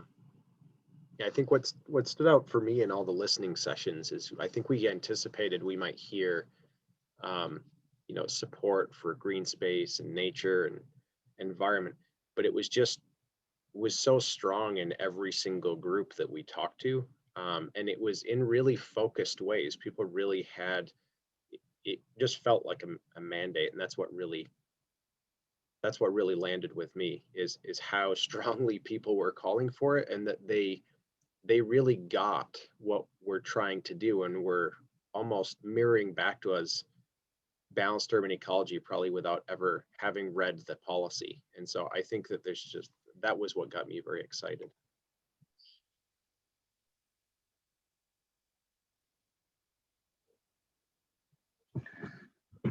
Well, if there's no more thoughts on that, I did just want to kind of get us into the next steps on design before handing the reins over. So I think it's really nice to have all this information in one report that basically staff for both the city and the watershed district, all the policymakers, and I think it's something that we could hand off to a future developer and other partners to really distill down at this early stage what we've heard. Most immediately, these sort of design considerations are going to form the basis for our next round of community engagement, and then also help us sort of just get a more detailed and highly defined vision as we work towards our joint design process with a development partner. So to that end, in late June, we're planning to hold our next community meeting, where some of these ideas will be reflected back to hopefully some of the same participants that participated in the first round, but also we hope to draw in a range of additional participants who didn't have a chance to contribute to this first round of input. Again, as I mentioned, there are so many desires that we've heard for what people want to occur on the site. And of course, there's a limited amount of space. And I think having all of these design considerations and a nice summary of what we heard from people are going to help us as we have to start considering some of these trade-offs.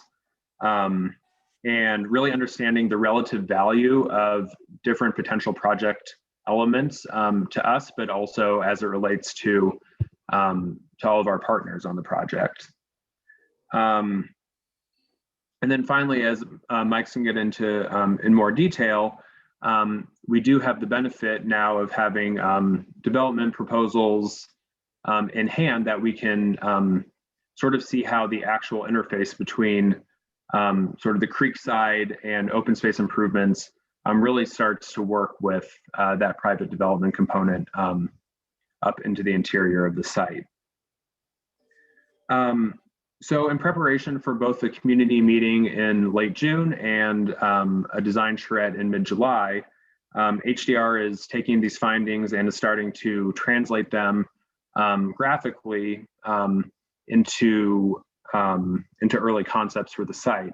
And I did just want to note, I think this was probably mentioned in some update, but we did have an opportunity for a full site walk with, led by district staff with the HDR team around the entire 325 Blake site, but also through the Greenway and into the transit areas as well.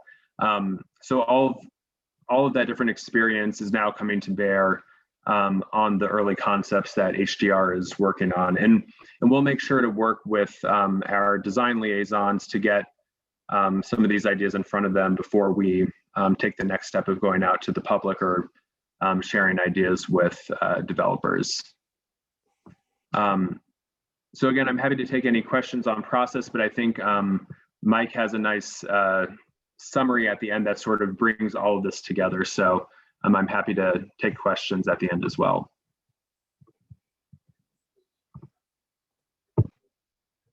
Chair White, managers, can you hear me okay now? A little weak. How about now? Now it's good. You might get some echo.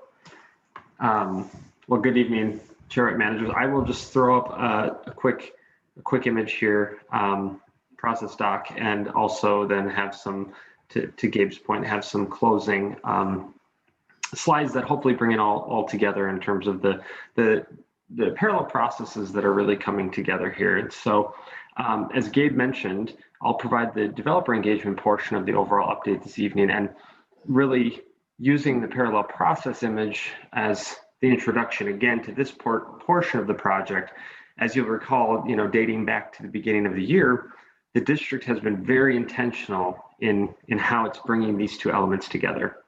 And this has been further facilitated through the flexibility of our design team that Gabe had noted, where they're really working within the constructs of the cooperative agreement and the development engagement process. And I think, as evidenced by this graphic, May and into June is a really big step in the integration of these two processes. In particular, the receipt of proposals last week marked a significant milestone in the project, and it was I think a true marker of not only development interest, but how the market envisions the site and how that aligns with our desire for a water-focused approach, and how that translates into reality, hopefully, of something that the market can deliver. And I'm really happy to report that the responses to the site were great. And we've heard from our key advisors that we could not have asked for a stronger group of development firms to respond. And so I will get into that in a little bit more information momentarily, but I just want to take a step back briefly and walk the board through the process as it's unfolded over the last few months. And so in order to do that, I'll talk about the high-level developer engagement process to really prepare us all for a very busy 2 months with a lot of significant steps and decisions that are to be made. And to do that, I'm just going to touch on the work completed since the last time we formally met, which was in February, and detail the developer engagement process, the schedule, now that proposals have been received, and then I'll close with just some questions from the board, if you have any for me. So in February, following the review of letters of interest for 325 Blake Road site, the Joint Liaison Group recommended advancing 5 select firms into the process. Those were Aladdis, Greco, Schaefer Richardson, Sherman Associates, and Wellington Management. And the Board of Managers and City confirmed that recommendation in late February, setting the stage for introductory meetings with development teams. And those we had termed as roundtable meetings. We hosted those on March 9th. The district and city hosted a series of those roundtable meetings with those select developers. And they were really a meet and greet opportunity for developers to learn more about our vision, the partnership, given that there may be a higher degree of coordination and partnership than some firms are interested in, and just really introduce them to the process that was scheduled to take place. And following those meetings on March 17th, we issued the formal RFP to those select development firms and had proposed a first stop deadline of questions in early April, on April 6th. And so those questions were received from 4 of the 5 firms by that advertised deadline.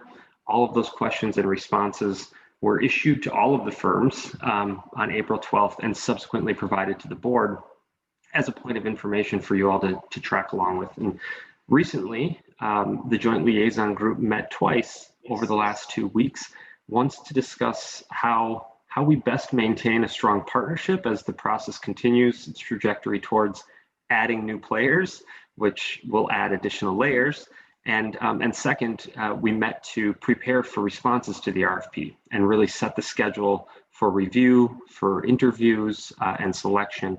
And that's really a good segue into the next portion of my update, which is the RFP process itself. So on May 5th, the district and city received proposals from all 5 development firms. And again, those were Lattice, Greco, Schaefer Richardson, Sherman Associates, and Wellington Management. This was, I think, a really exciting step, as it demonstrated not only the excitement in the site, that the vision the district and the city have put forth is something that resonates, but it also, I think provided added excitement in the design process, that it's going to help us understand how our effort will work with the developer to truly deliver on these goals. And so regarding the schedule and next steps, as you recall, the cooperative agreement lays out a sound process for review and selection of a development partner. We recently took that high-level process and we mapped it out into a detailed schedule to effectively map policymaker involvement. And that was provided in your board packet. And it's a detailed schedule that's really mapped out on a week-to-week basis that you'll see in the packet. Here on this slide, I'm trying to highlight the portions that really bring in our policymakers, all of you, into it. And so if you're following along in your packet, I'll sort of touch on some of the other dates or deadlines and milestones that we're working through presently. But following that proposal deadline, the staff coordination team reviewed all of the information. We met to discuss preliminary questions. We agreed on a suite of clarifying points for each of the development teams, and then we sent them that information yesterday. And so in the interim, the review committee, which is comprised of 3 of the board managers, 2 city council members, and then the staff coordination team in assistance, they're reviewing the preliminary information and meeting next Thursday, May 20th, to discuss their initial review and plan for the interviews. And just as a point of information for the board this evening, once we have the final proposals, so once we have those clarifications that we have requested, which will be sometime mid next week, we'll distribute those to the board. So you can begin your review and your preparation at your leisure and well in advance of potential tours and the joint interviews. So I just wanted to note that before moving along to the week of May 26th. So following that review committee meeting next week, so 2 weeks from today on the 26th and 27th, the review committee will conduct interviews in consideration of those final submittals. And following those interviews, the review committee will vote on a finalist list for joint city council and board manager consideration. After that, during the week of June 7th, the staff coordination team will schedule tours of representative projects for the board and city council. And that same week, at the regularly scheduled board meeting, I just wanted to note that staff will provide an update for the board on the preliminary evaluation work that is being conducted in a parallel, as a parallel effort. So the board is fully informed of land value metrics in advance of a potential selection and just feels as though everything is sort of moving continuously through the process. And following those joint tours and the conversation on valuation the week of the 7th, we will host a joint board and city council meeting to conduct final interviews of potential developers and hopefully select a development partner. And that would be on June 17th. All of those details, of course, forthcoming for all of you now that it's been ironed out a bit more. And as Gabe noted earlier, the second community meeting will be held on June 30th. And that really will be an opportunity to introduce the developer and allow them to listen into the community feedback on the preliminary stormwater and greenway work. So it isn't a meeting for the development group to come in and talk at all about their RFP or anything of that sort. It's very much focused on the community meeting, the second community meeting effort around the greenway, stormwater, and all the work that HDR and the district have been doing. But it will provide a great opportunity for a development firm, if one is selected by then, to listen in and get to hear what the community has to say. And then lastly, during the week of July 12th, that would be when the 2-day design shred with the select developer is hosted. And that's where we'll generate preliminary concepts for the project based on the information we've received from the development partner, the information that Gabe's covered through listening sessions, preliminary schematics and design drawings, and that will all start to come together with a preliminary concept that all of the partners will agree on through that shred process. And so as noted, this detailed schedule is in the board packet. It will also be included in any future deliverables to the board. And so with that, we can certainly take questions. I know I walked through the schedule in quite a bit of detail, and we will get forthcoming meetings on the books. So you're aware of, when those are happening, how the information will be flowing to you. One other topic I will touch on really quickly before I turn to questions from you. And this is something I alluded to earlier. It's, I think, that added level of complexity that will be forthcoming with the addition of a development partner. As we begin to layer in the thoughts around that and bringing on a development partner and their design teams, other stakeholders, it's evident that a clear process for decisions is going to be critical, and something similar to the framework that's guided us through this process so far.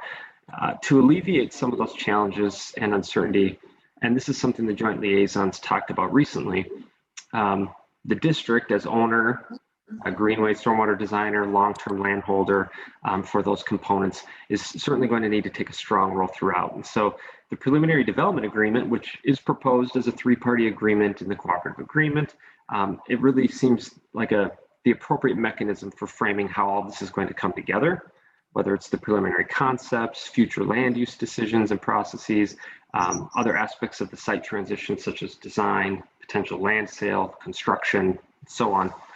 So I just wanted to note that for the board, that as this developer engagement process continues to unfold, with that selection just on the horizon, assuming the process continues on its timeline, we're going to begin to pencil out what shape that preliminary development agreement might take, and begin to outline the structure, future engagement and development processes. So all of those elements you'll be seeing, they'll be coming your way in the near future, the coming weeks and months. And just wanted to make note of that, so everyone's tracking along with that. I'm happy to take any questions on schedule, next steps, design, and certainly would love to hear any additional feedback if our liaisons have that, since they've been integral to the work that's occurred to date, and certainly have participated in much of what's occurred thus far.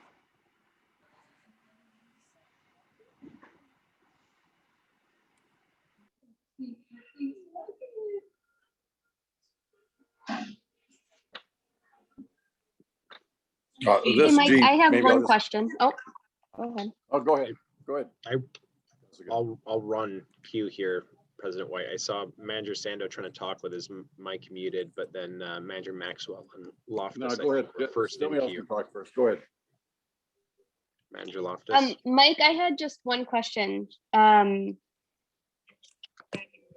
we had been meeting with HDR previously, we talked about the triple bottom line and developing some sort of model for that.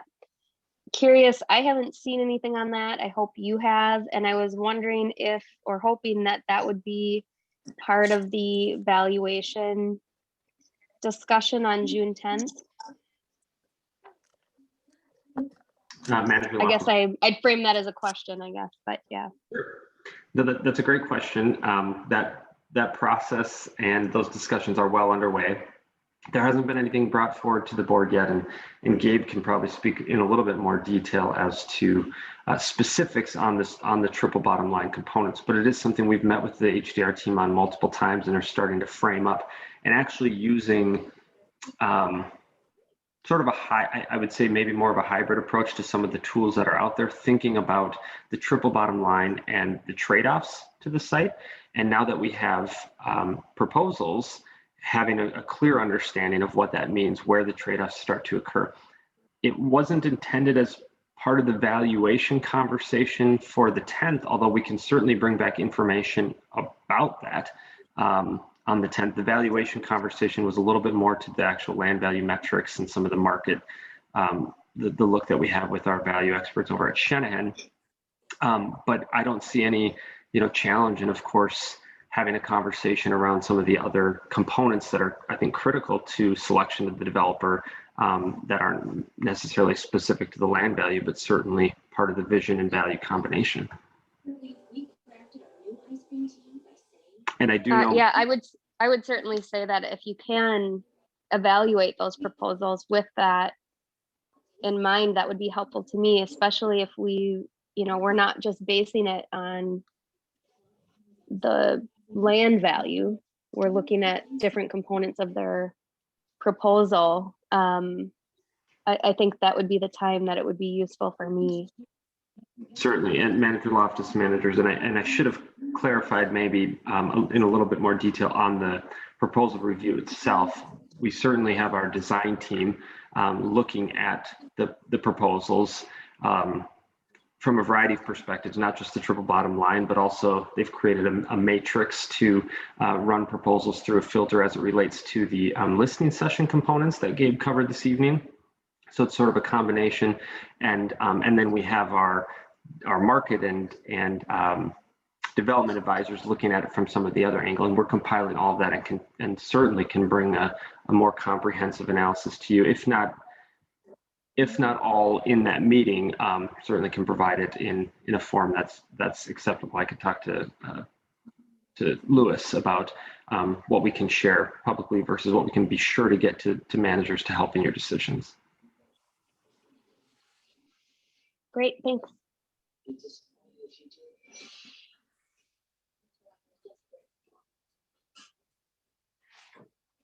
Steve Sando here. An ideal world, when would you hope to be breaking ground? Manager Sando, in an ideal world, I think it was about 2018-ish. But in all reality, I think under present scenario, and when looking at these preliminary proposals, it's realistic to be breaking ground in 2022. So next year, that would be certainly well within reach, both for the district's component, but also when developers would like to be moving on this site. There is obviously a lot of work that has to be done if we select a developer and the processes they have to go through for entitlements and due diligence, but it all maps out within a 8 to 12 month stretch, and we'll have our design complete well within that window and be ready to construct as well. Excellent.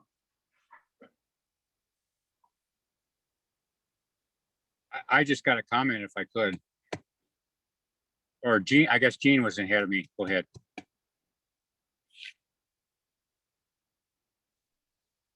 Gene, you're muted right now. Yeah, but my battery's going dead. Oh, sorry. Well, that's okay. No, Dick, I really don't know nothing else to add. Gabe and Mike have done a great job, and James. It's been a process, and I think we're starting to make really good progress through this whole process. We got good developers. It seems like it should go a lot quicker for a lot of things, but it's a good process that we're going through. We're going to come up with a great development at the end.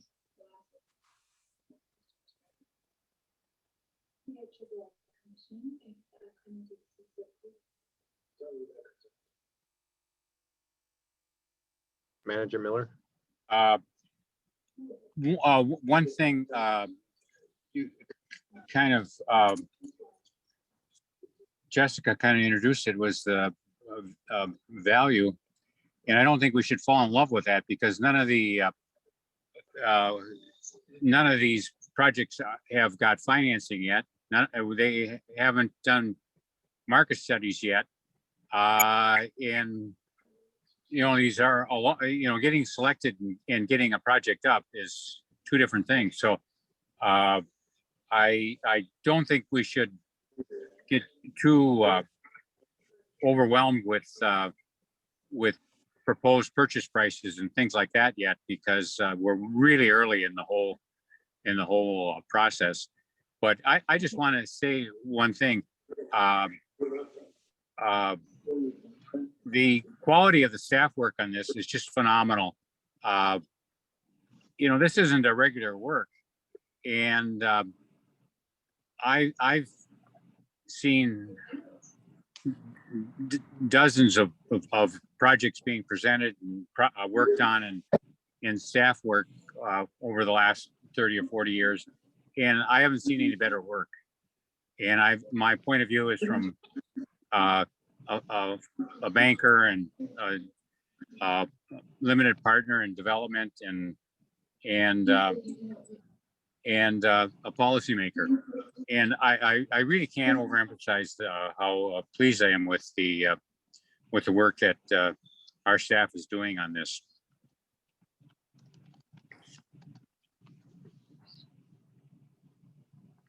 Manager Miller, thank you. That certainly means a lot to, I know, me, Gabe, and all the liaisons, and there's a lot of staff in the background too that are working on this, whether it's in permitting, R&M, communications. So I really appreciate that, and we'll certainly relay the message. Manager Miller, I don't want to put words in Manager Loftus's mouth, but in response to your caution about falling in love with value, what I'd heard her asking for is what the board's talked about before, is making sure that we evaluate the projects across more than just the economic dimensions. To your point, that we've got this multifactorial way of looking at the quote unquote value of the project, the environmental value, the social value, the character of the built and public environment, how all that's coming together to fulfill our vision. And doing that, rather than doing that entirely subjectively and just picking different pieces of the project and talking in loops around that, is trying to come up with a clear, consistent, methodical way, apples to apples comparison of all these projects on value beyond just purchase price. And that's what we've been talking about in terms of triple bottom line, and Mike's been working on with Gabe and HDR. And I think that's what Manager Loftus, I heard her keying in on, is when we have the valuation conversations in closed session about appraised value and purchase price, I want to hear about these other dimensions of value that are so important to the district and the vibrance of the end project that we're trying to deliver. So I think you guys were kind of saying the same thing. I didn't understand what was meant by triple bottom line then. I'm sorry. No, that's okay. I thought it was the financial number. I think for sake of clarity, that the way that we've thought about triple bottom line is in the lens of balanced urban ecology of social, economic, environmental value, and making sure that we're operating at the nexus of those, and honoring the spirit of the project and maximizing the taxpayer's return on investment doesn't just mean purchase price. It's all these other dimensions.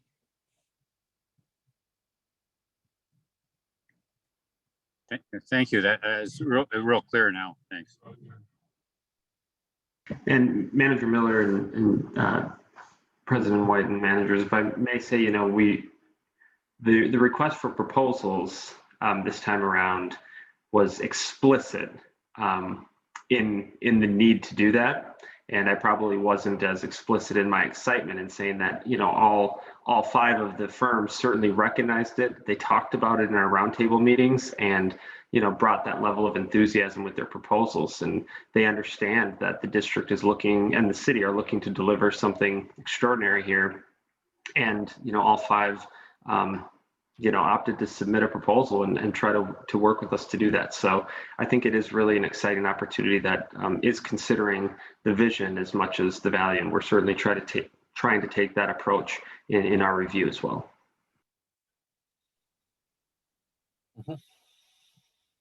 Regarding the staff preparation, we review committee members have a wonderful matrix to use that ties into the parts of the proposals that we can compare. There's a more detailed one that staff works on, but we are really well set to put them side by side and make comparisons. So I'm having great fun reading them this week and filling in the blanks. And I confess I'm paying particular attention to bringing nature into the project. That's beside my focus, but it's very thorough, and we're doing our homework.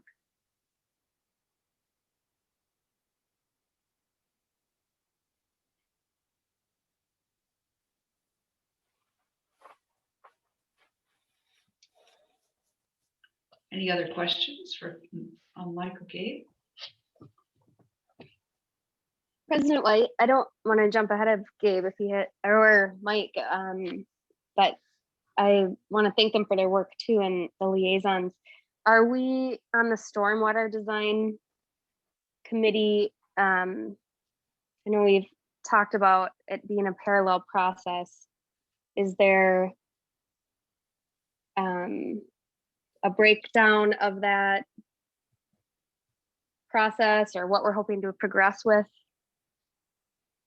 I mean, you might be touching on that soon, but if not, I would love to hear what our liaison group should be working on in the coming months. Thank you for your question. Mike and Gabe? Yeah, I can start on that. I think now that we have the listening sessions under our belt and that we've delivered the development proposals over to our design team, they really are digging in on how compatible the proposed designs are with our project, and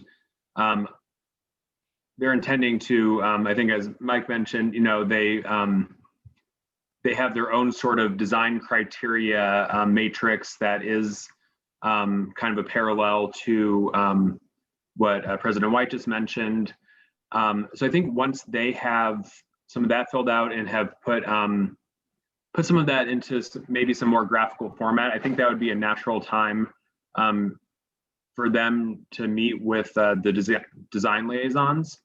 I think there'll be something more to discuss around. But as far as if you're looking for more of a timeline, that's something that we can work on putting together as well. But really, the goal has been to have everything line up for that mid-July design charrette. So design work is proceeding to basically be ready to get into that 2-day process with the developments designers. And I know HDR has been meeting internally on what they think a productive format for that design charrette looks like. And I think that's something that could also be a good topic of conversation with the design liaisons. Okay, so mid-July, HDR might have something to present on the creeks stormwater improvements. No, and I'll be more explicit. No. That's sort of the end goal that they're working towards right now. We will have, as we mentioned, a public meeting at the end of June, which we'll need to have some design goals set for that. And then prior to that, we would like to meet with the design liaison. So I would say, you know, no later than sort of mid-June, we'd like to get that whole group together with HDR and make sure that we're in a good place before we're going out to the public and meeting with developers. So the work is well underway, and you know, I'll make sure that we have something useful to discuss with the design liaisons around mid-June. And Manager Loftus and Gabe and I just recently talked about this. Now that we have sort of crossed the threshold of seeing some of the market proposals and are integrating that with the thoughts that we've started to collect around the Greenway and stormwater, we will be able to map, map out for you the specifics of the design liaison group, and you know, the rhythm of what those meetings will be and the milestones. We'll be able to put it together with the charrette to 30%. 60% or times in between. So there will be a much clearer rhythm for those meetings, similar to what we've been able to do with the liaisons to the developer engagement. That will somewhat sunset as I think the design liaison group picks up. Okay, thanks for the update. I just, I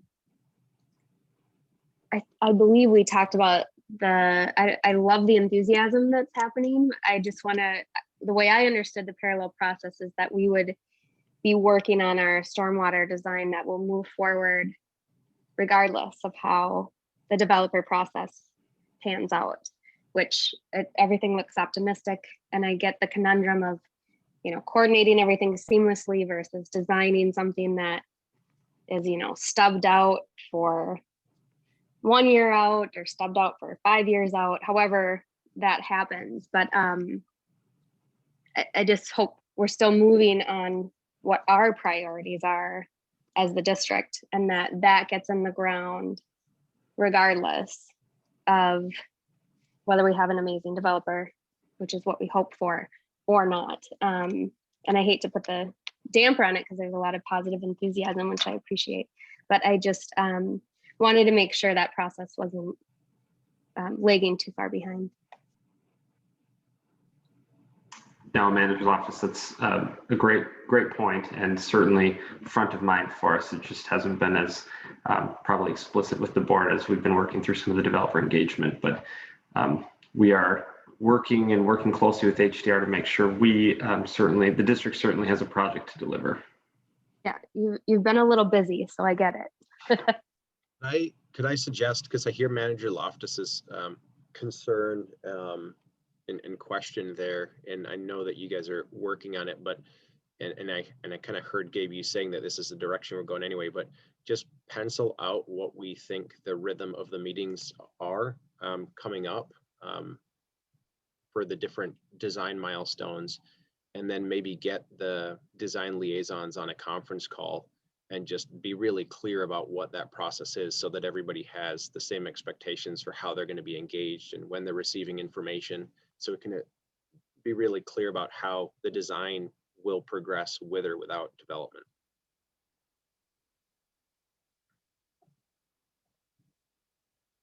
I saw thumbs up, so. Yeah.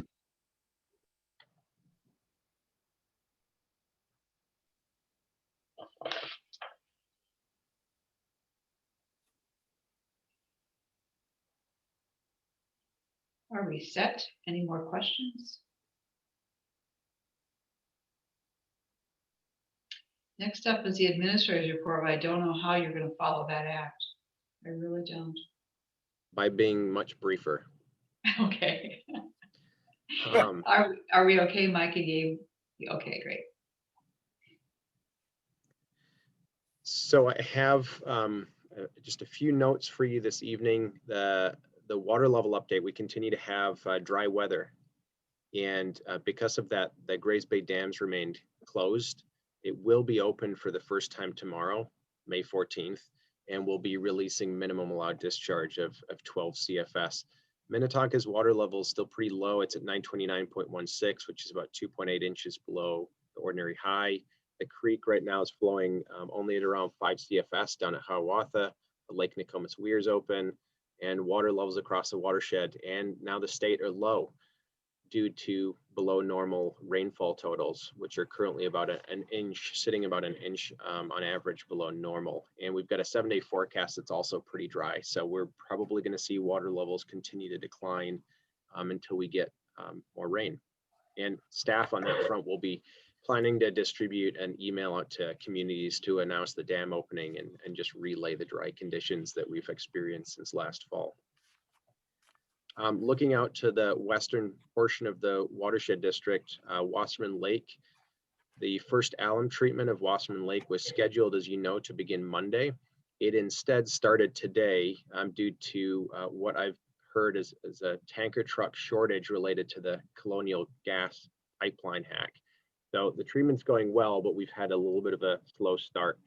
Due to the delays, treatment's going to be continuing tomorrow. There'll be a pause over the weekend. It'll pick back up on Monday with completion of the lake treatment expected Tuesday, and then the pond treatment to occur on Tuesday as well. In addition to the oversight that Stantec has been provided, that the board authorized contract for, district research and monitoring staff have also been monitoring water quality through the treatment. So of course, as those results come in and we see water quality responding, we'll be providing that information back out to the board and the public. And as you know, this is the first of 2 treatments that are grant funded. We have another follow-up treatment of the lake planned for fall 2022. A brief note here on the Minnehaha Parkway.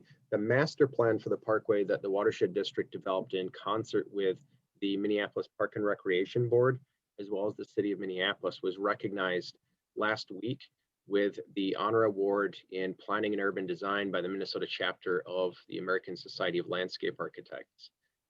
So that's a notable note on that project that we're trying to advance with the Minneapolis Park and Rec Board. Turning now to some of the strategic dialogue, strategic planning conversations that we're having as an organization, these 3 phases of past, present, future. Lewis has been hard at work combing our archives and working on drafting outline and an actual draft of white paper number 1. He and I right now are just discussing and evaluating if the May 27th meeting would be a good venue for us to engage in our first conversation. Right now, the committee meeting for the 27th is going to be occupied with budget, and the board meeting is fairly stacked. So I'll keep tabs on that and be making a decision with President White on if that's a good time to bring that forward. In parallel with that, the staff are taking stock of our current situation, the work that's in process, the work that should be coming into queue or pipeline. So we're looking at strategic initiatives, breaking down that work and evaluating what it's going to take to get that work done over the next year or two on a priority basis. And I am working with President White on when we might bring that forward. That would be the present snapshot in these strategic dialogues, and probably just the beginning of a series of conversations about where we are, where we're headed, how we can continue to scale up our impact as an organization. Right now, we've thought about that might wanting to be a special meeting so that we can have the time to really dig in, and started looking at the week of July 12th as a potential week where we might schedule that meeting. I don't know if we want to pause here necessarily to consider calendars. I just wanted to get that on people's radar as something Sherry and I are discussing. And then the final item, which is something that I think we would try and get some more feedback and action on the 27th, is the watershed district's return to work plan, given changes in public health data around COVID-19 and the pandemic. This is something President White and I have had a couple conversations on. I've discussed with Lewis and staff. And on May 6th, you might know that Governor Walz issued Executive Order 2121.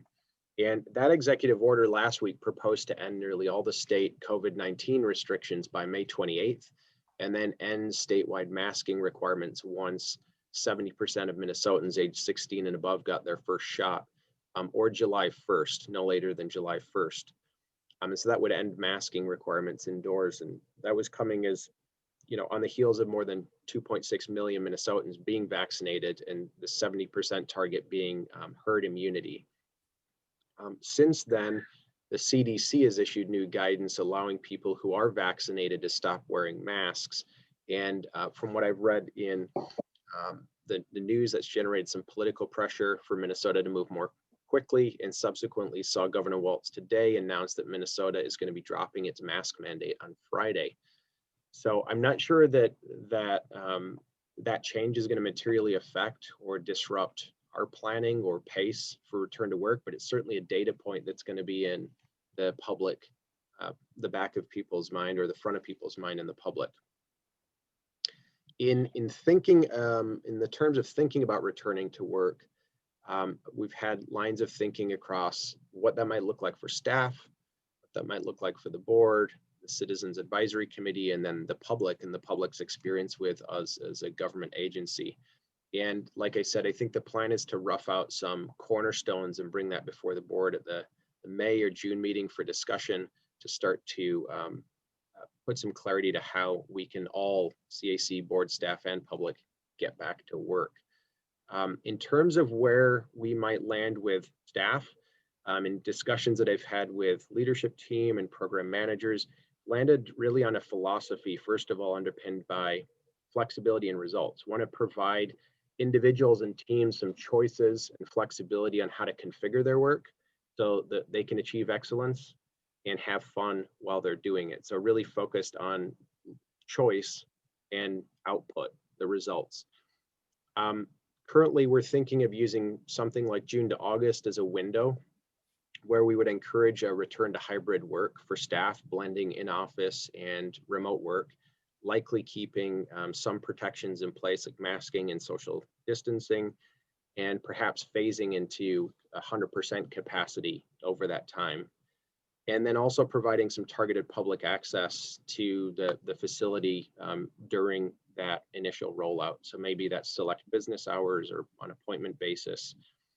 At the end of the day, we see that culminating in August, September, with a mandatory return to work, a mandatory return to hybrid work, where I would envision staff would be committing to some level of work agreement with a defined in-office and remote work split, something like a 3-2. And in terms of meetings and public, I think that there's details yet to come there, but we'd likely still keep encouraging the use of digital meetings to conduct most of our professional work. In addition to the pandemic, which hasn't gone away, but has just gotten better, it helps avoid drive time. And we know our partners and consultants have all become very well-versed and accustomed to meeting digitally. I think for now, until the staff and board return to work on the Citizens Advisory Committee front, we would plan on likely keeping them remote. They're fairly comfortable. The meetings are flowing well. They're engaged in the discussion. And I would put that in terms of priority behind figuring out what we're doing with staff and the board, which brings us to perhaps the most open-ended question right now is when or how the Board of Managers might return to work or want to return to work, what the trigger might be for that, and then discussing any logistics around how that might work. If we retain social distancing practices, if the board's interested or there's public demand in hybrid participation in public meetings and what that might take technologically or just in terms of meeting management. So there's some broad brushstrokes that we're painting right now. And as I mentioned, we'll continue to sketch out detail for your consideration and see if we can't be in a position to frame that conversation with the board at the May meeting.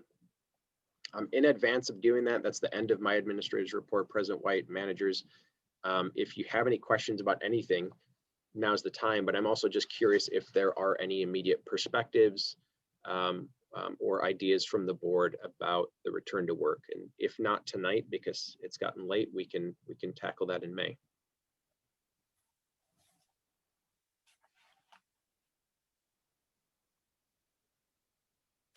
Steve Sando here. Yes, Steve. I think I would assume we've all been vaccinated, and I think nose-to-nose types meetings would be very, very helpful going forward when it's safe to do. Right, maybe not exactly nose to nose, but I think that's colloquialism. Yes.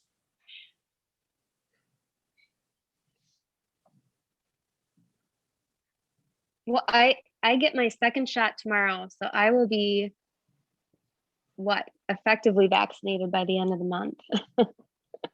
Congratulations.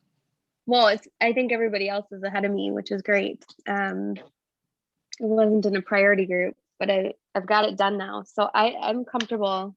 I agree that it's a different dynamic in person than online. And I love where I live, but the internet connection is just not the best. And so I feel like the audio and the video quality are pretty low at my house. So I'm comfortable with whatever the group wants to do as of June, because I feel personally protected by the end of the month.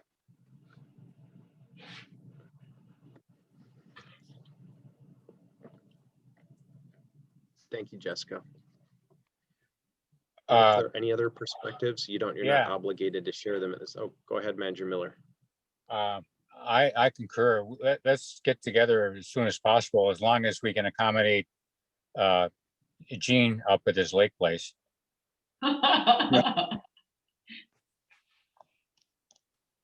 That's still attending a meeting, isn't it? If you're out of town and connect electronically. Mr. Smith. Mr. President, Manager Miller, the requirements for an interactive television meeting are a little bit more strict. For one thing, we would need some presence in the meeting room. We need the video capability to make sure that every member speaking in the meeting room is visible to the person connected remotely, and vice versa. And then there are restrictions on, well, let me put it a different way. The person meeting remotely needs to be in a publicly accessible place with some footnotes to that. So that gives you a general outline. So he's got to meet. Interesting. So Gene's got to meet in a bar. Or a library. Okay.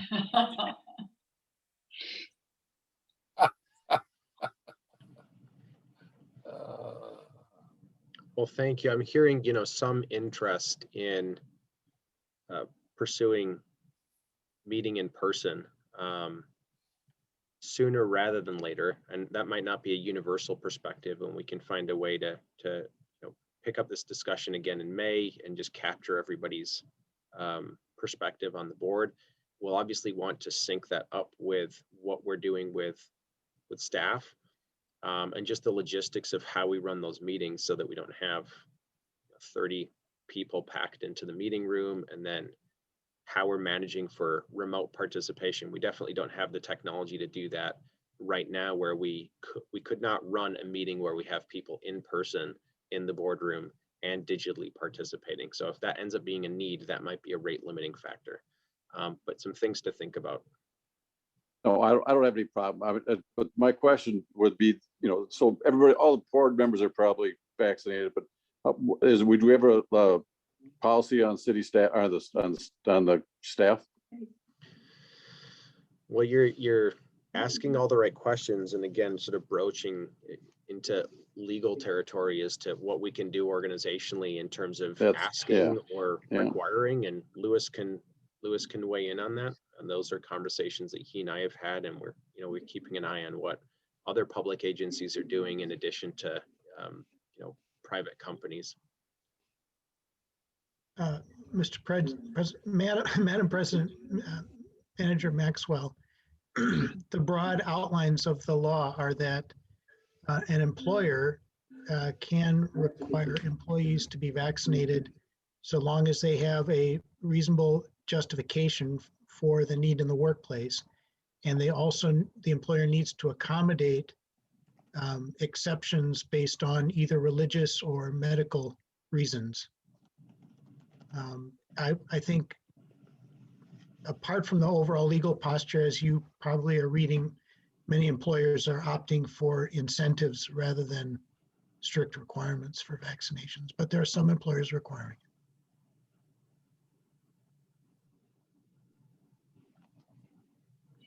Well, this gives us a heads up to think about it for a couple of weeks and ask ourselves what our parameters might be. So I appreciate that, you flagging that discussion.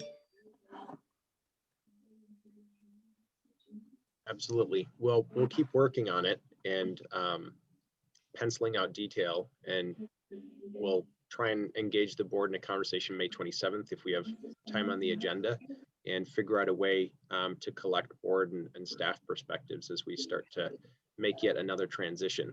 It's a little bit of a pendulum swinging the other direction, so we just have to find our equilibrium. Sounds good. Anything else for us?